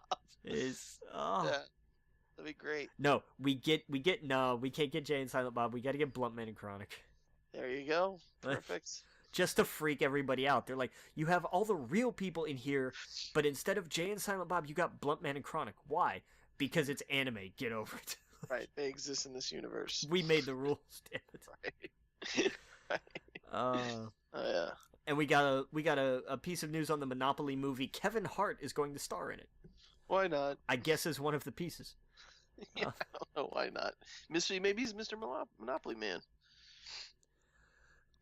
Sure, why not? Yeah. Give him one of those eye thingies and the monocle. Yeah, give Kevin Hart a monocle and a top hat. That's what he needs. Yeah. Oh boy. All right. What else we got here? We got a couple little bits of TV news, and it's all Netflix news. Okay. I just noticed that. Some things that they're rumored to be working on a live action Resident Evil series. Okay. Which I would watch because I think that would be really cool. Yeah. Greg Daniels, who co-created The Office, is working with Steve Carell on Space Force. Yes. They are doing a series parodying the idea of having a Space Force, and I'm so in. I'm down. Sign me up. Yeah. And Sean Levy from Stranger Things is working with the original producers of Unsolved Mysteries to do a 12-episode reboot season for Netflix. It's got to have the theme, man. It's got to have the theme. You don't change that theme because it was awesome. It was awesome then and it's awesome now. Like, it still works. Yeah. But EA continued to dig itself into a hole with the whole with everything that's going on with Star Wars over at EA Vancouver. Mm-hmm. They're saying that it's being reworked into a smaller scale game. And then they ended their statement with their standard, just crap, which we know EA doesn't believe, because it says, it says in part, the great work by our team in Vancouver continues and will evolve into future Star Wars content and games. No, it won't. Well, that I guess is the silver lining, hopefully, that no one got fired, no one got let go because they changed. So far as we know. So far as we know, yeah. So far, no one got let go. They just scrapped this, and this ties into a story that I'm gonna talk about here in a second. This is the wrong way to do this kind of thing. I completely agree. Yeah, where it's just like, oh, by the way, development on this game wasn't working out for whatever reason, so it's been completely shifted. But EA was just kind of like, we're not actually gonna tell you about it. Like, they didn't confirm anything that's going on with this game at all. Yeah, see, that's the thing, is I think probably what happened was Disney was like, you need to get a game out now. Yeah. You have 2 games since we've given you the franchise, and they have both been critically trash. Yeah. Not only that, we're hearing about laws being changed across the world because of this, or being in court and whatnot. So, like, figure it out, get something out, not in 4 years, but in a year. Yeah. And I think that's what happened. And it's not Disney's fault. I'm not blaming them, but this is ridiculous. The mouse needs to go figure out whatever the clause is. Who knows? Maybe they only have like 2 years left, and that's why they haven't really pulled it. But it needs to be pulled. They need to do what they did with the Marvel franchise, like they did with Spider-Man, and give it to multiple. We talked about this last time. Yeah, we did. Yeah, so that needs to happen, because this is ridiculous. I'm glad no one's fired. No one's been let go, so far as we know. But fucking A, do something. Yeah. Just do. You have the golden goose. Yes, there should be, like, you should have baskets full of eggs. There's printing money. Yeah. Yeah. Yeah. I guess that was what EA tried to do, and that was the problem. Yeah. On the flip side of that, though, did you see what Nintendo did with Metroid Prime 4? Oh, yeah. This is the right way to do it.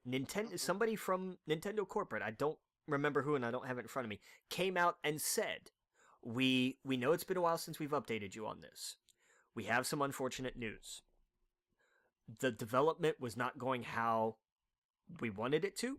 Mm-hmm. So the producer is... So we're bringing in Retro Studios, who did the first Metroid Prime games. And they're going to... They put it like the producer from Metroid Prime 4 is working in cooperation with Retro Studios, which basically means Retro came in and took over. And they said, what this means is that development has gone completely back to the beginning.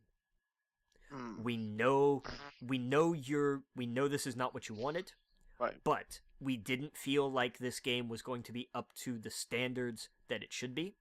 Right. So this is what had to be done. We're sorry, but we would rather take this hit and give you a product that we are proud to be distributing to you, and one that lives up to the other Metroid Prime games, which is exactly what you want. It's just going to take more time. We're very sorry, but in the end, it's going to be a good thing. Yeah. That's the right way to do it, to just bite the bullet and say, look, here's what happened. This wasn't working, so we've got to change it. What this means is it's going to set us back a lot, and we're really sorry, but we would rather it take more time and you have a good game than to just get something out now and have it not be up to snuff. Right. That's the way you do this. And for Nintendo especially to come out and be... Because Nintendo does not give statements like this. Right. For them to come out and do this signifies that they understand. They're paying attention and saying, you know what? This... it's been like 2 years since we announced Prime 4. Yeah. And we haven't said a single thing about it. People are asking questions. What should we do? Well, let's tell them the truth. And they did. It's smart. I mean, we're going to be... Come on, we're going to be getting a big Pokemon game this year. Yeah. We're going to be getting Animal Crossing. We have games coming out this year. Now, it would be dope if they were like, oh yeah, by the way, here is the Metroid Prime trilogy. I'd take that word. I'd take a trilogy on Switch, absolutely. Yeah, like here's a hold you over. We'll see you guys in a few years. Yeah. There's tons of Switch games coming out. There's who knows how many every week now. That's one thing I can't wait to get back, dude. It was between the Switch or the PS4, and I thought there's more of a social aspect with the PS4. Yeah, fair enough. Yeah, I was like, I can get in there and talk to people, and like I miss a lot of the people that I played with. Where the Switch is more of like a solo. Like I could dive into Pokemon. It was so close. Yeah. It was really close, but yeah, man, I agree. Kudos to them. Yeah.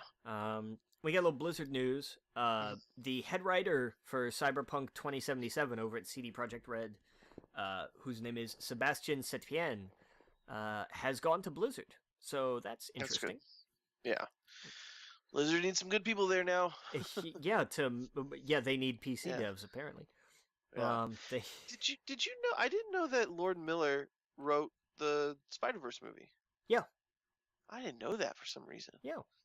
No wonder it was so good. Yeah, I know, right? I saw an article that was basically like, we would have not got as good as a Spider-Man or Lego 2 movie if it wasn't for them leaving Solo.